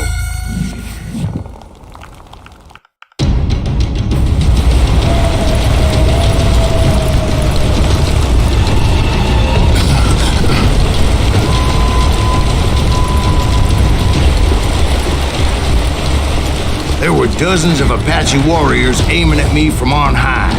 Dozens? Well, maybe not dozens, but there was a lot of them. At least 3 or 4. Well, more than that, little lady.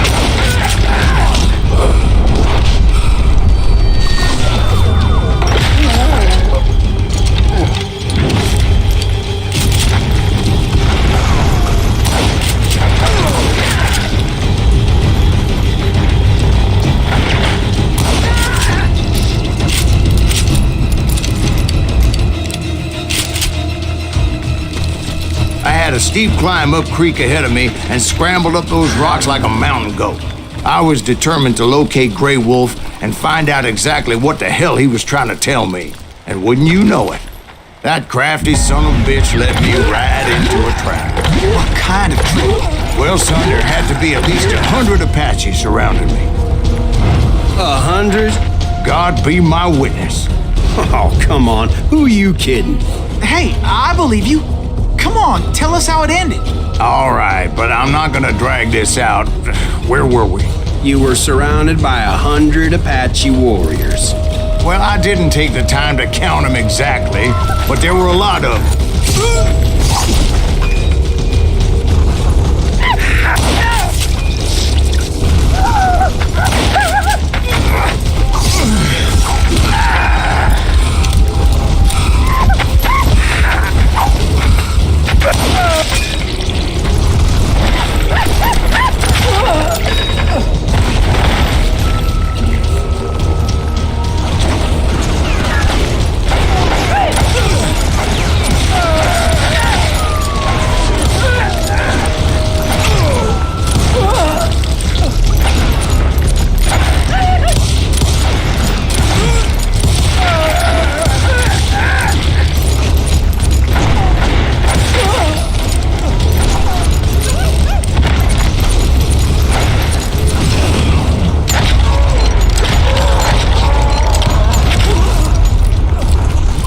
And in the end, a path appeared before me that I had not seen before.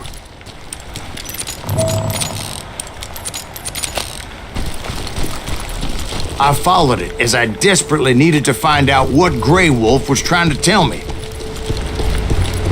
But it was like that son of a bitch disappeared into thin air.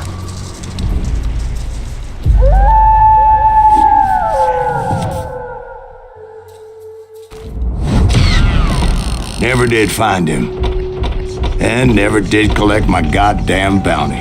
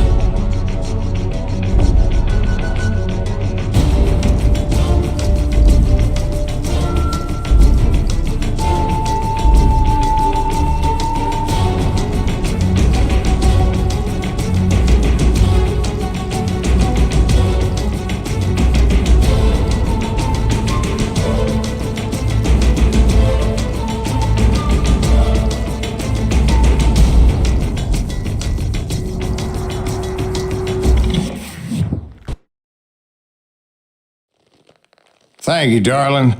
It's interesting how the truth can sometimes seem might malleable, depending upon your point of view. Like how those dime novels make you out to be something you're not? Jack, don't be starting trouble.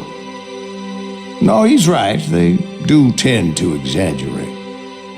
Did they exaggerate your part in taking down the Daltons? Well, I was there in the flesh, boy, so I saw what happened firsthand.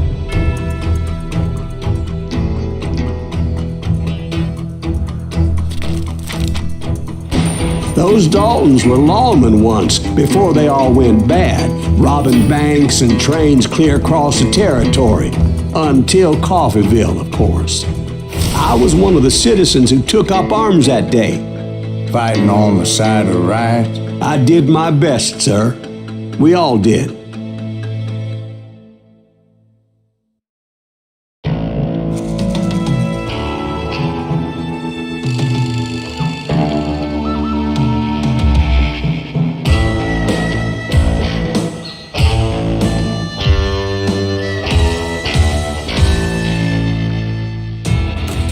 It was early morning.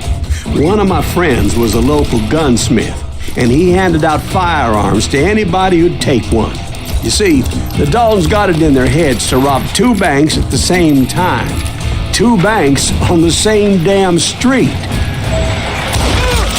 The story was Bob Dalton's girl was always writing about how he had no ambition.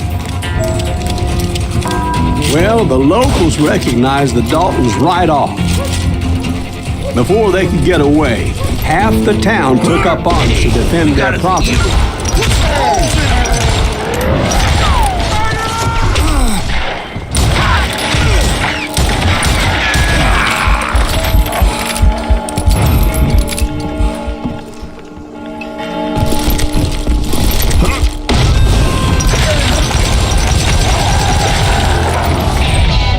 The brothers paid dearly for their stupidity. But everybody knows they had it coming. There's more to it than that. I read all about that day, so I know for a fact that it went down very differently. First of all, it was high noon. A posse of U.S. deputy marshals were on the rooftop across the street. Get ready, boys. They're gonna make a move. The lawmen had been tracking the Daltons for months, and now they finally had them dead to rights. Among them was a bounty hunter feared by many a lawbreaker. This man had no intention of letting the Daltons slip away. The marshals tried to get the Daltons to surrender. This bounty hunter knew that the brothers were far too proud to ever lay down their guns.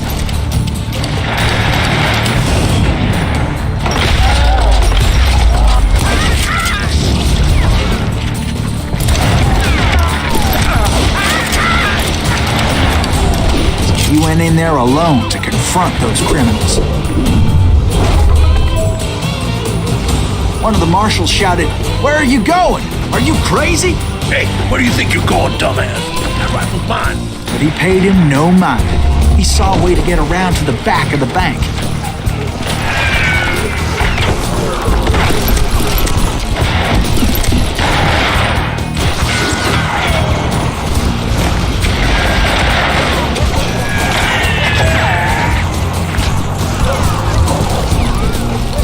Then he figured out how to hit the Daltons from a direction they weren't expecting.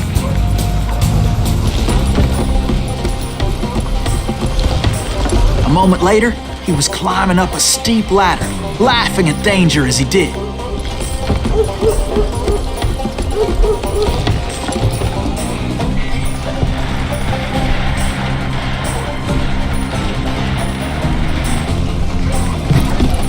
Brave men like him who risked their lives to tame this wild country.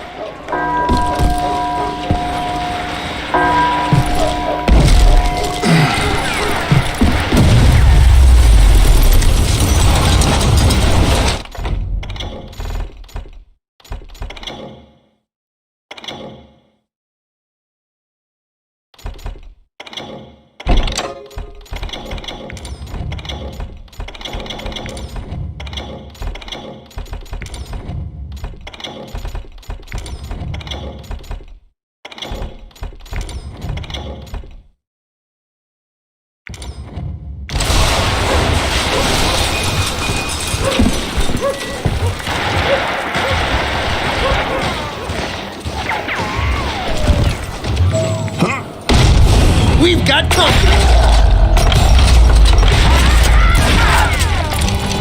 Heroic men like him, who did what other men couldn't or wouldn't to make this country free.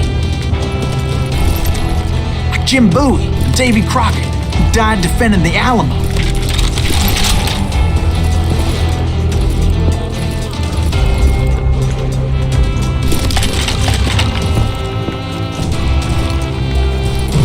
Is that Silas Greaves?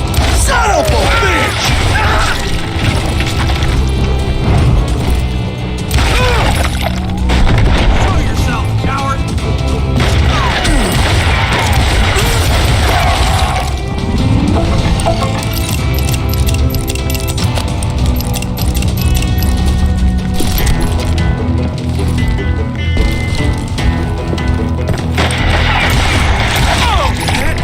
Just kill Red?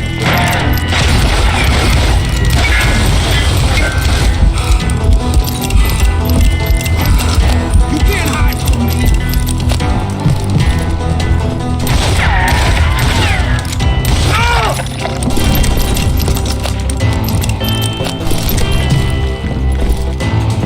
Over there!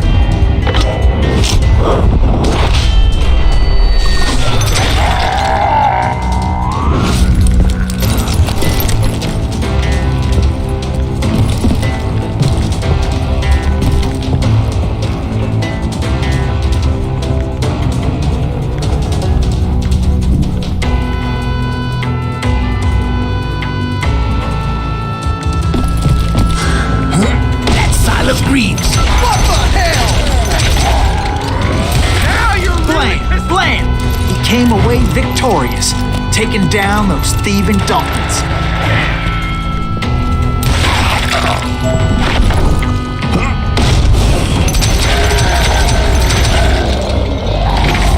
His name was Silas Greaves, and when the dust finally settled, he was the last man standing. Sorry, kid, but that just wasn't the way it happened.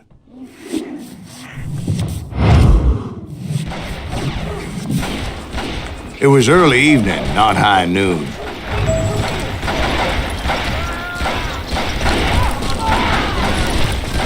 I was late to the party and Coffeyville was already up in arms. The Daltons blew up a safe and were all set to hightail it out of there.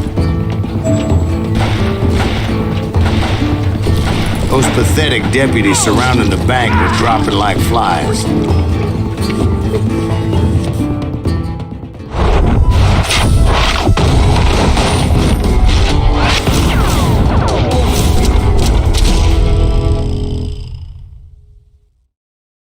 I had been tracking those jokers for months, waiting for them to do something reckless.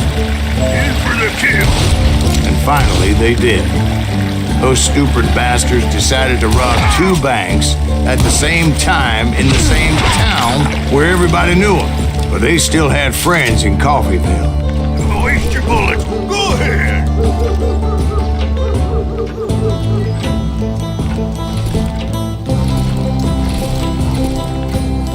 Now you're in trouble.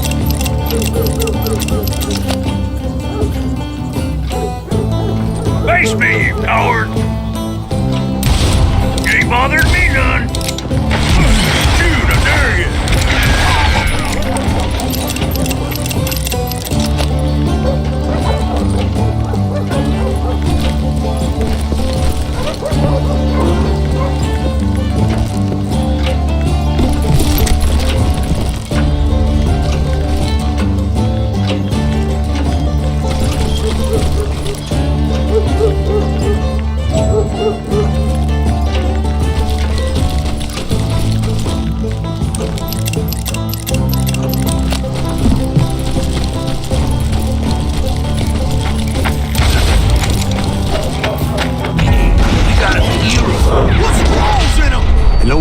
Came after me like a pack of wild dogs, tooth and nail.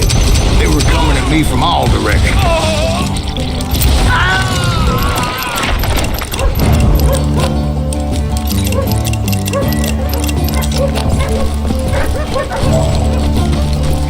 I caught sight of the Daltons running with the money and didn't want to lose them. Problem was, they knew the town better than I did. And to top it off, I found myself in the middle of another shootout at Tyler. Did the Daltons pull up in somebody's house? No, it was the Smiths, I believe. They were cousins of the Daltons. And they were shooting at the Browns, who were shooting at the Daltons. Which wasn't any surprise, because those two families have been feuding forever. And since the Joneses are related to the Browns, they shot at the Smiths, pissing off the Heimhoffers, whose daughter recently married a Smith. Well, bullets were flying every which way as all the old feuds in Kansas caught fire all at once. There was a hell of a lot of pissed off people in Coffeyville that day. But that's just the way life is sometimes. Shit happens. The Dalton boys knew I would never give up.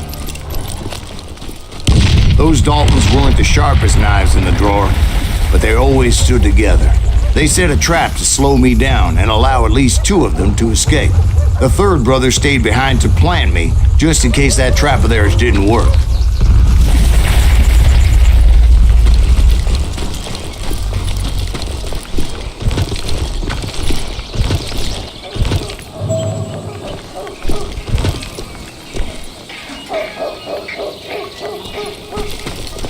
It was Emmett, the youngest, and he decided to stand his ground and face me down. I ain't afraid of you, Silas Greaves. This is where it ends for you. He was determined to protect his brothers. And I understood how he felt. Taking me on all by his lonesome wasn't exactly a recipe for a long life. You ain't getting by me, Greaves.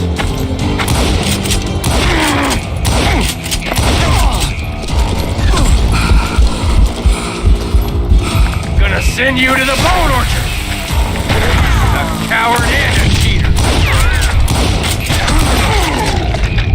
But Emmett Dalton survived the robbery in Coffeyville. He's the only Dalton who did. They say he was shot 23 times. Well, Dwight, who do you think put all those damn holes in him?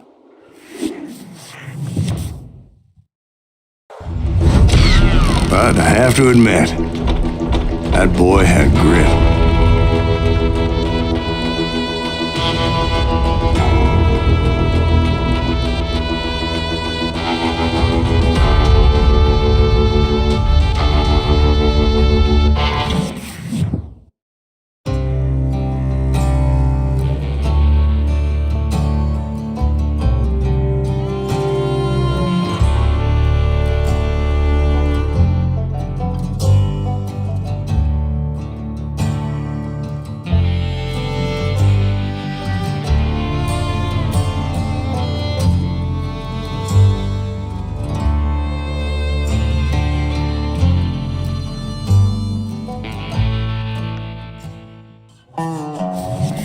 We'll get those suckers. It took me a couple of days to track the Daltons down.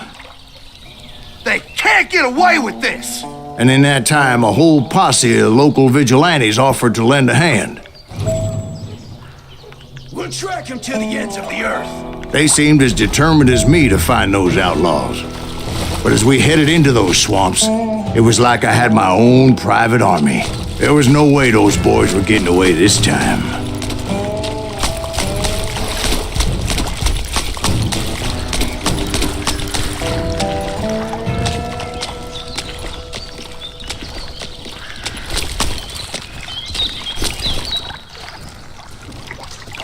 It was early fall, right?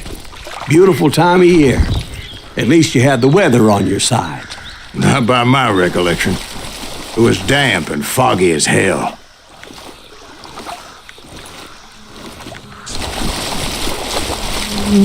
It was tough to stay on a true course, so we kept an eye out for landmarks.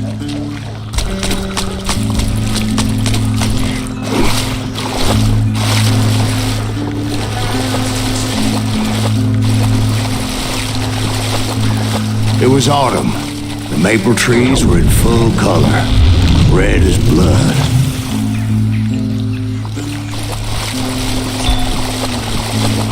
The rains that year were torrential, so the whole area was flooded. The vigilantes had spread out wide, and pretty soon I couldn't see anybody. Bury them in the snow! Plant them where they stand! Except for some bitches ahead of me wanting to do me harm. So I had to face them alone. I wondered why my compatriots didn't come running when they heard the shots. I'm ending you.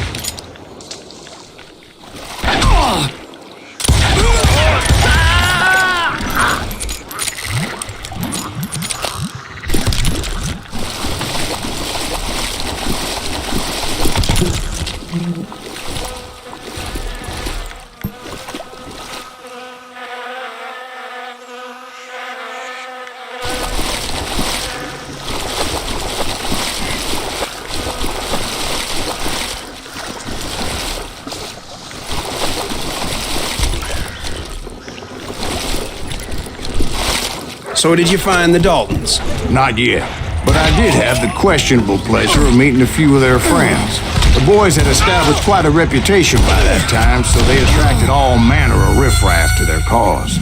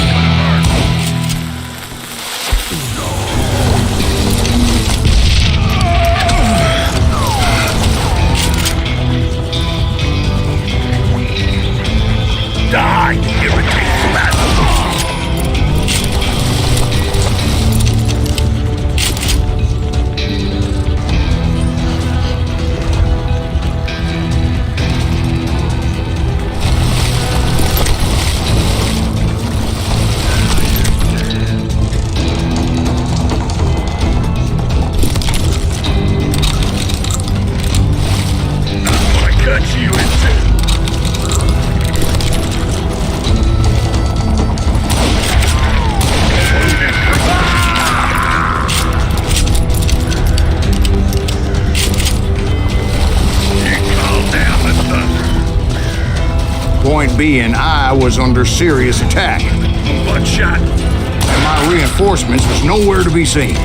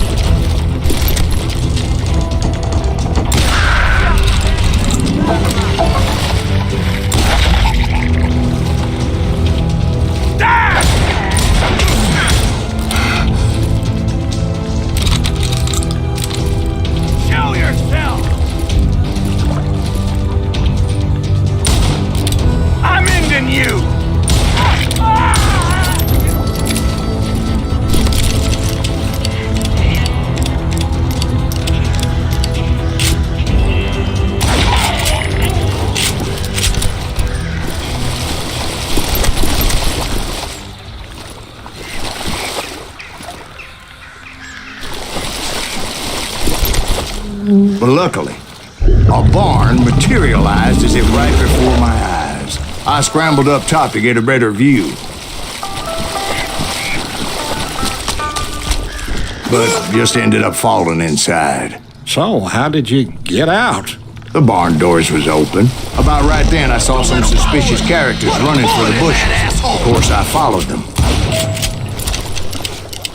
But that goddamn swamp was like a goddamn maze, and pretty soon I had no goddamn idea where I was. Steve? So I just started walking, and pretty soon...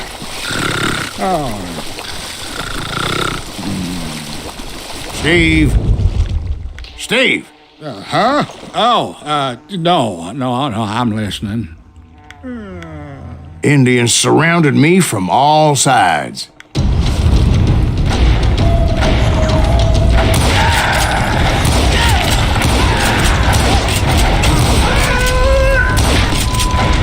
Indians? There were Indians? No. I just wanted to make sure Steve was paying attention. Now, where was I? You were following the Daltons through a swamp? That's right. See, Steve? Dwight's paying attention. No, I'm listening. I was just resting my eyes. So, where was I? The Daltons. Right. See, there's a reason so many outlaw gangs are made up of brothers. Being a brother is a very sacred thing. It's a bond like no other.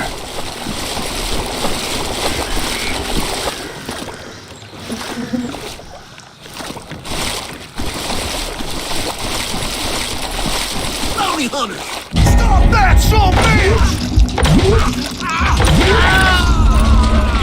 So did you ever find the damn Daltons?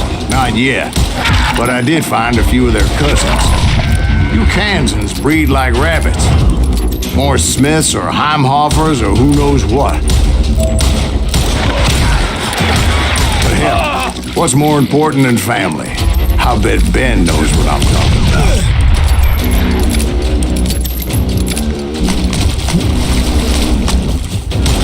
Listen up, shut you down like that!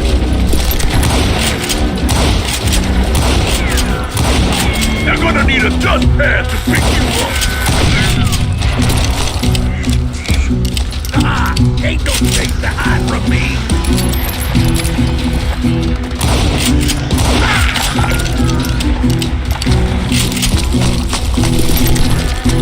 Somebody kill that son of a bitch!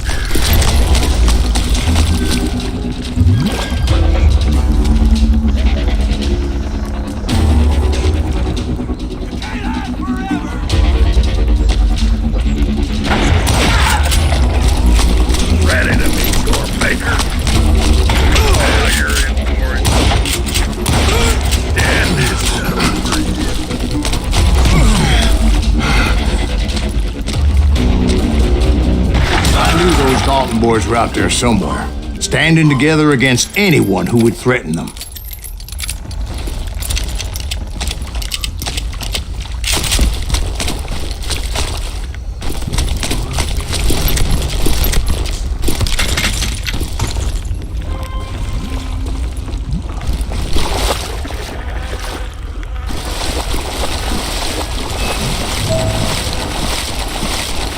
That's when I saw it. A goddamn steamboat. A steamboat in a swamp? Yeah, Steve, but this wasn't much more than a wreck, really. But how'd a damn steamboat end up in the swamps? Guess it floated off during the flood of '89. Now, was it a stern wheeler or a side wheeler? What? Does that really make a difference, Steve? It was a steamboat with a goddamn army on board.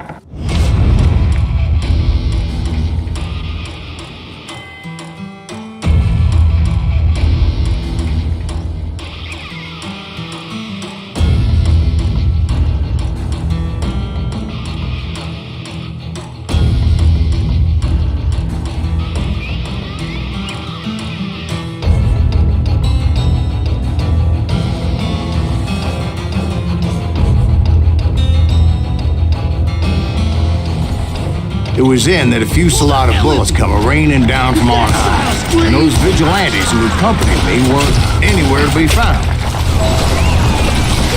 But among those men that were shooting at me, I thought I saw some familiar faces.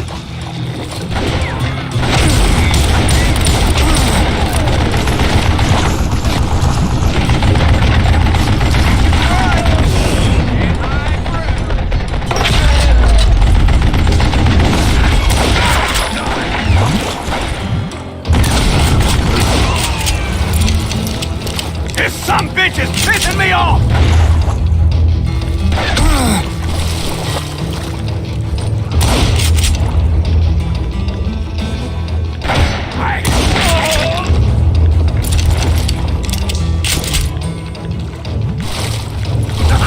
Ain't no thing.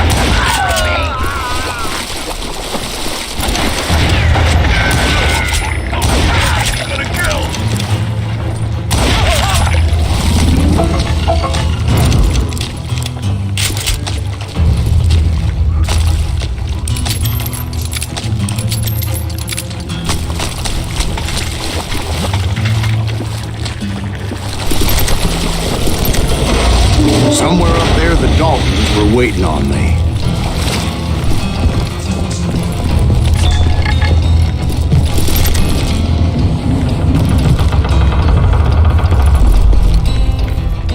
That's right!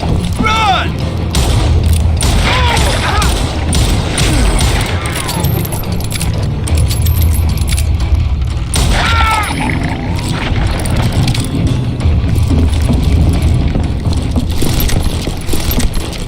Sounds like you don't give up too easy. That's the kind of man I am, Ben. I set out to do something. I do it. Surrender just ain't in my nature. Plus, I'm stubborn as hell. Did that asshole just kill Red?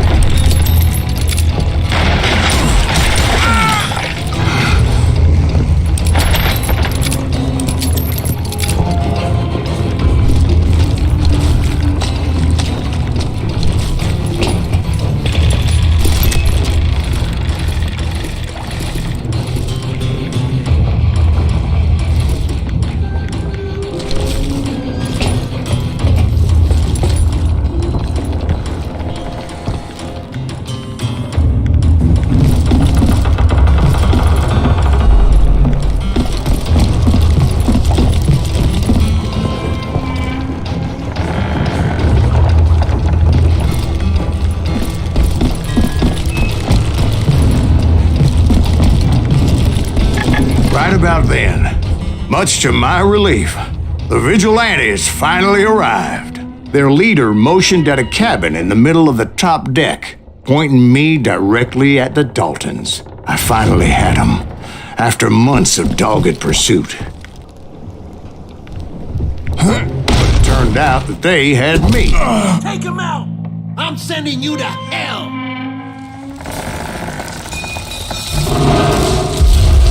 The Daltons had played me like a fiddle. Apparently, the vigilantes were on their damn payroll.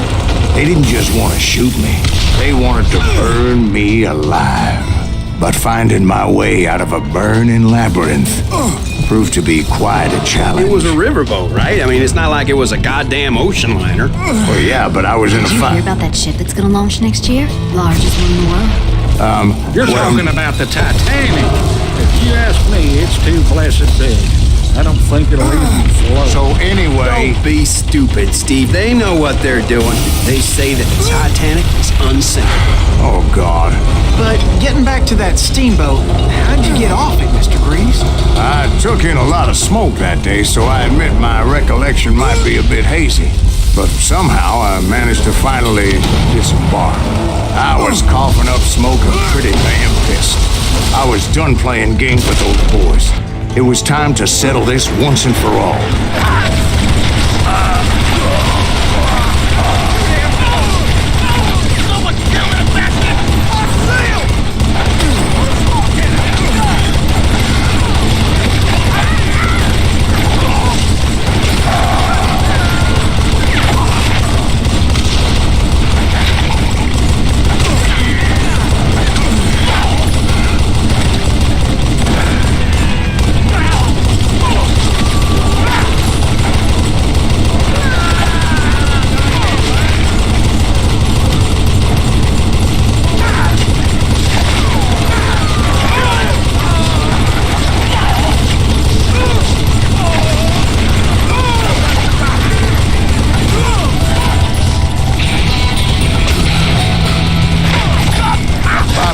Weren't about to come at me one at a time. They were in this together. Two brothers side by side, determined to take me down. Confident that this time the odds were on their side.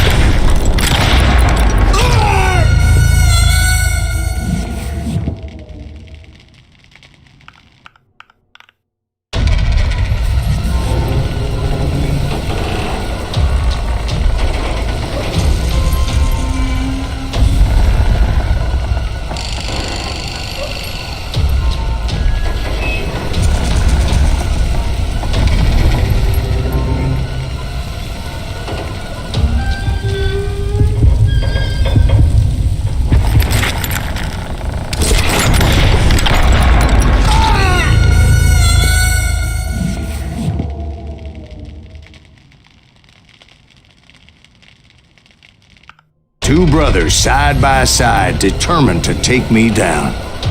Confident that this time the odds were on their side.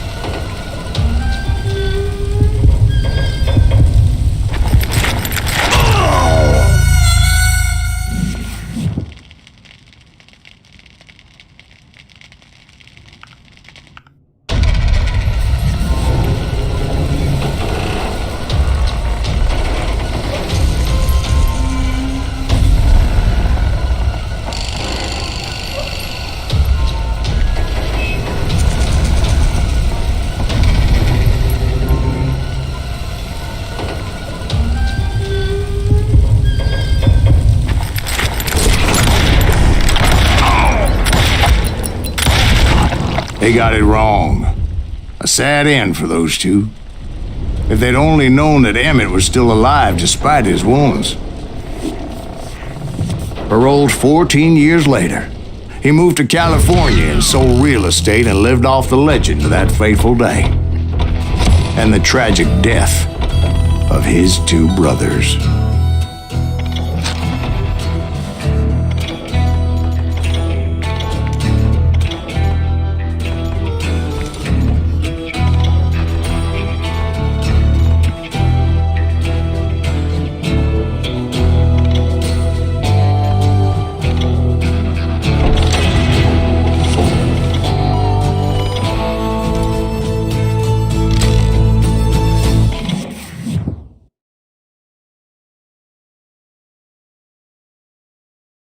My own brothers died tragically as well, truth be told.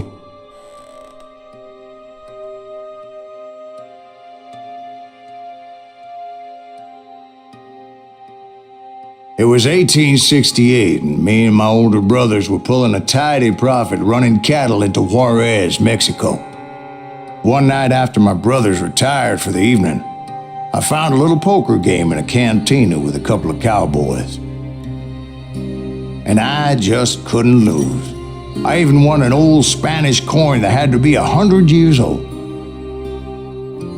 Well, I was mighty pleased with myself the next morning as my brothers and I rode for Texas. But before we crossed the border, those cowboys caught up with us. It was Johnny Ringo, Roscoe Bob Bryant, and another asshole named Jim. They wanted their money back and everything else we had, including our lives, as those boys didn't want us coming for them later. Bob put that old Spanish coin in my mouth and said, "I won't have it said that I left you with nothing, boy." Well, those horses bolted, and there we hung as those bastards rode away. The branch finally snapped under the weight of the three of us, but being my older brothers were bigger and heavier, they were already dead. And right then I swore to myself that I would avenge them. Ringo you know about. But Bob eluded me until I heard he was riding with the Wild Bunch.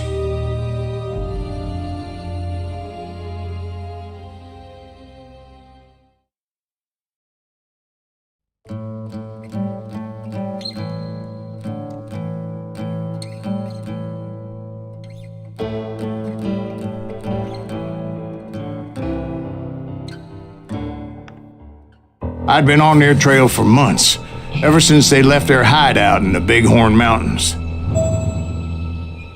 Led by Butch Cassidy, they were a loose association of outlaws who robbed banks and trains from Colorado to Montana. Among them was the Sundance Kid, and that murderous hombre I was tracking, Roscoe Bob Bryant. Were you a part of that giant Pinkerton posse after the Wild Bunch? No, boy.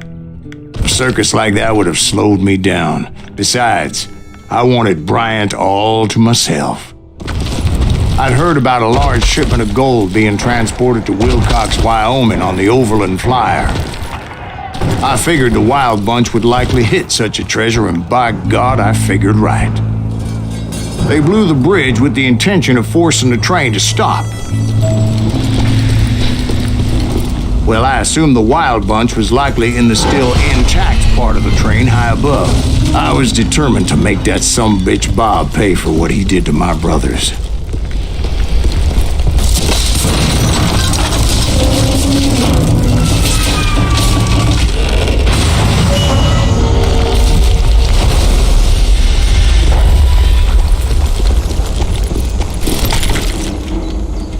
I found the device they used to blow the tracks, so I knew I was headed in the right direction.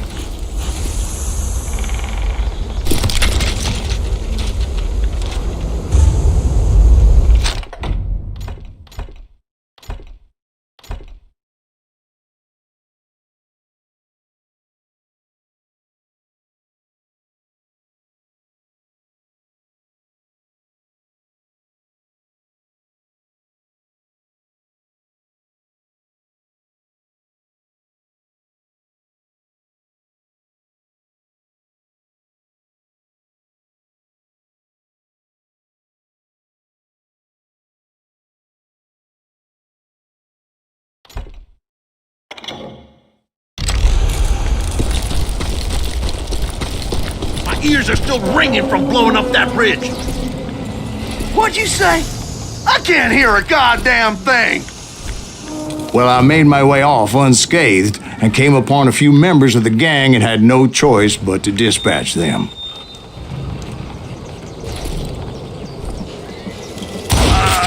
Shit!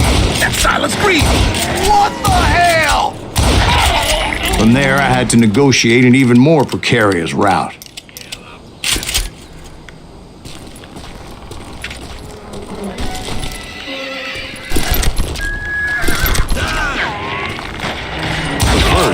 I would need to get my ass out of there.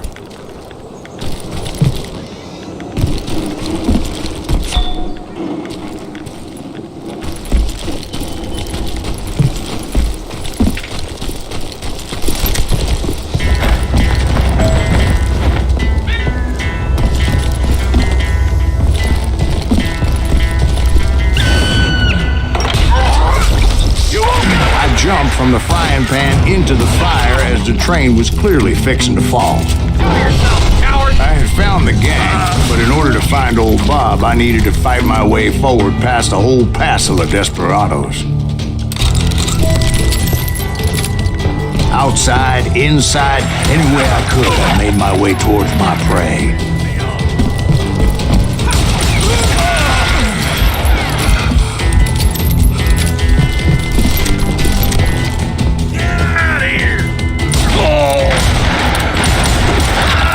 Well, what about the passengers? It was mostly a freight train, as I recall.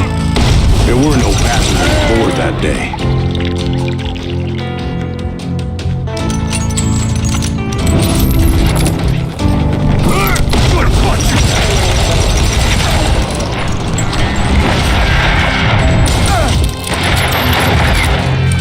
This is it for you!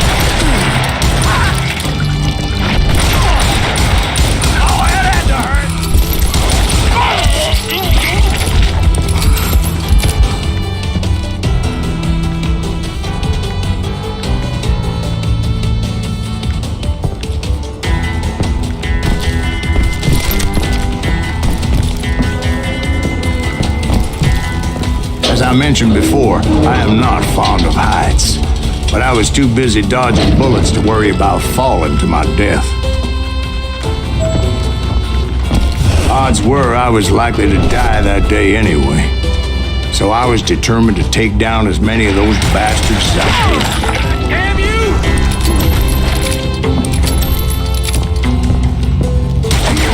May your man!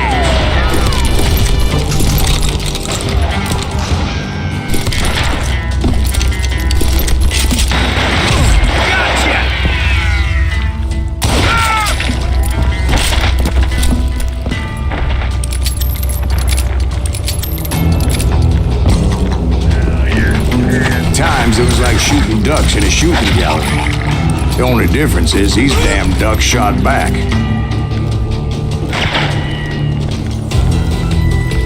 Kill them all!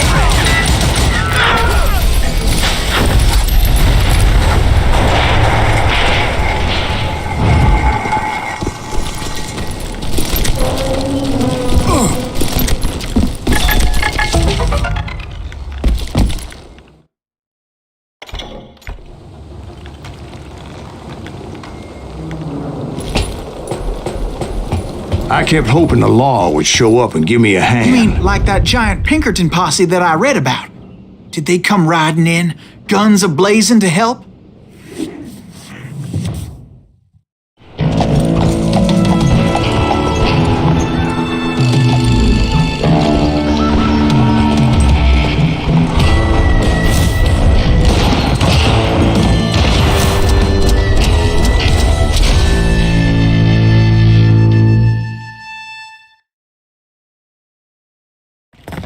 Help? From the Pinkertons? No, son. I had to fight the wild bunch all by my lonesome, as usual. Who the hell is that?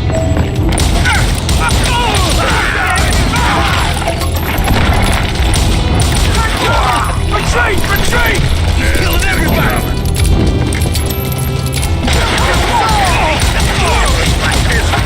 Run!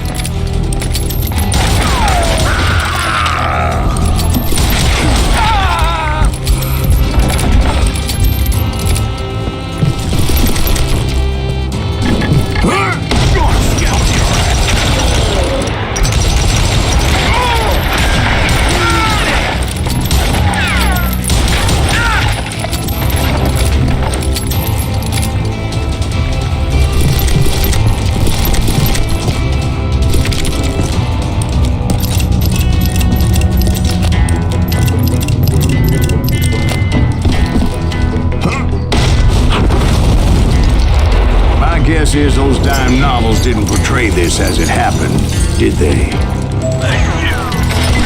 Only a few stragglers were left. I had to cut them down pronto if I was going to stay on old Bob's trail.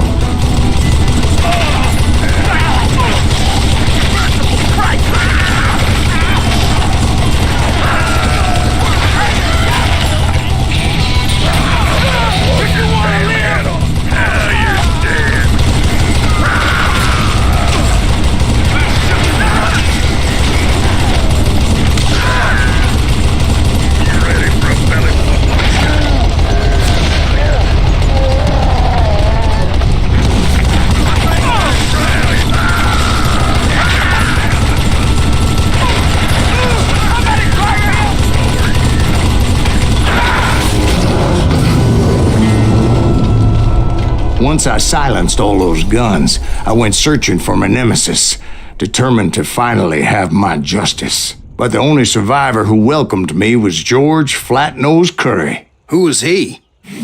The fastest gun in the gang. Right after Sundance, I mean. And Kid Curry, and maybe Elsie Lay. Though some folks might dispute that.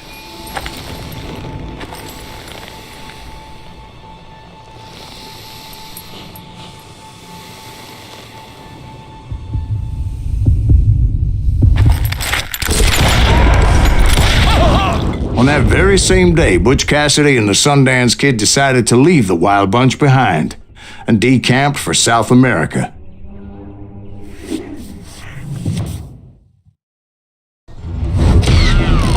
They ended up living down there for many years, but I'm sure you already know all about that.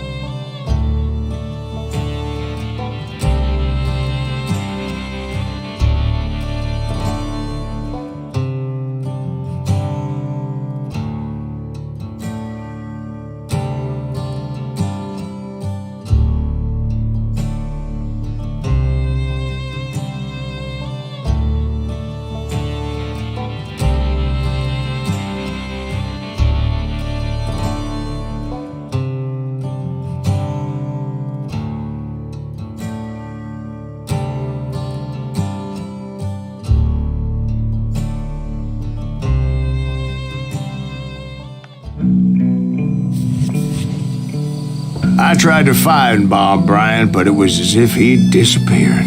Sometime later, I heard the Wild Bunch was back together. Kid Curry escaped from jail, and now he was running the whole shebang. So I took to their trail, as I was still in pursuit of my brother's killer and hoped that he was back with them.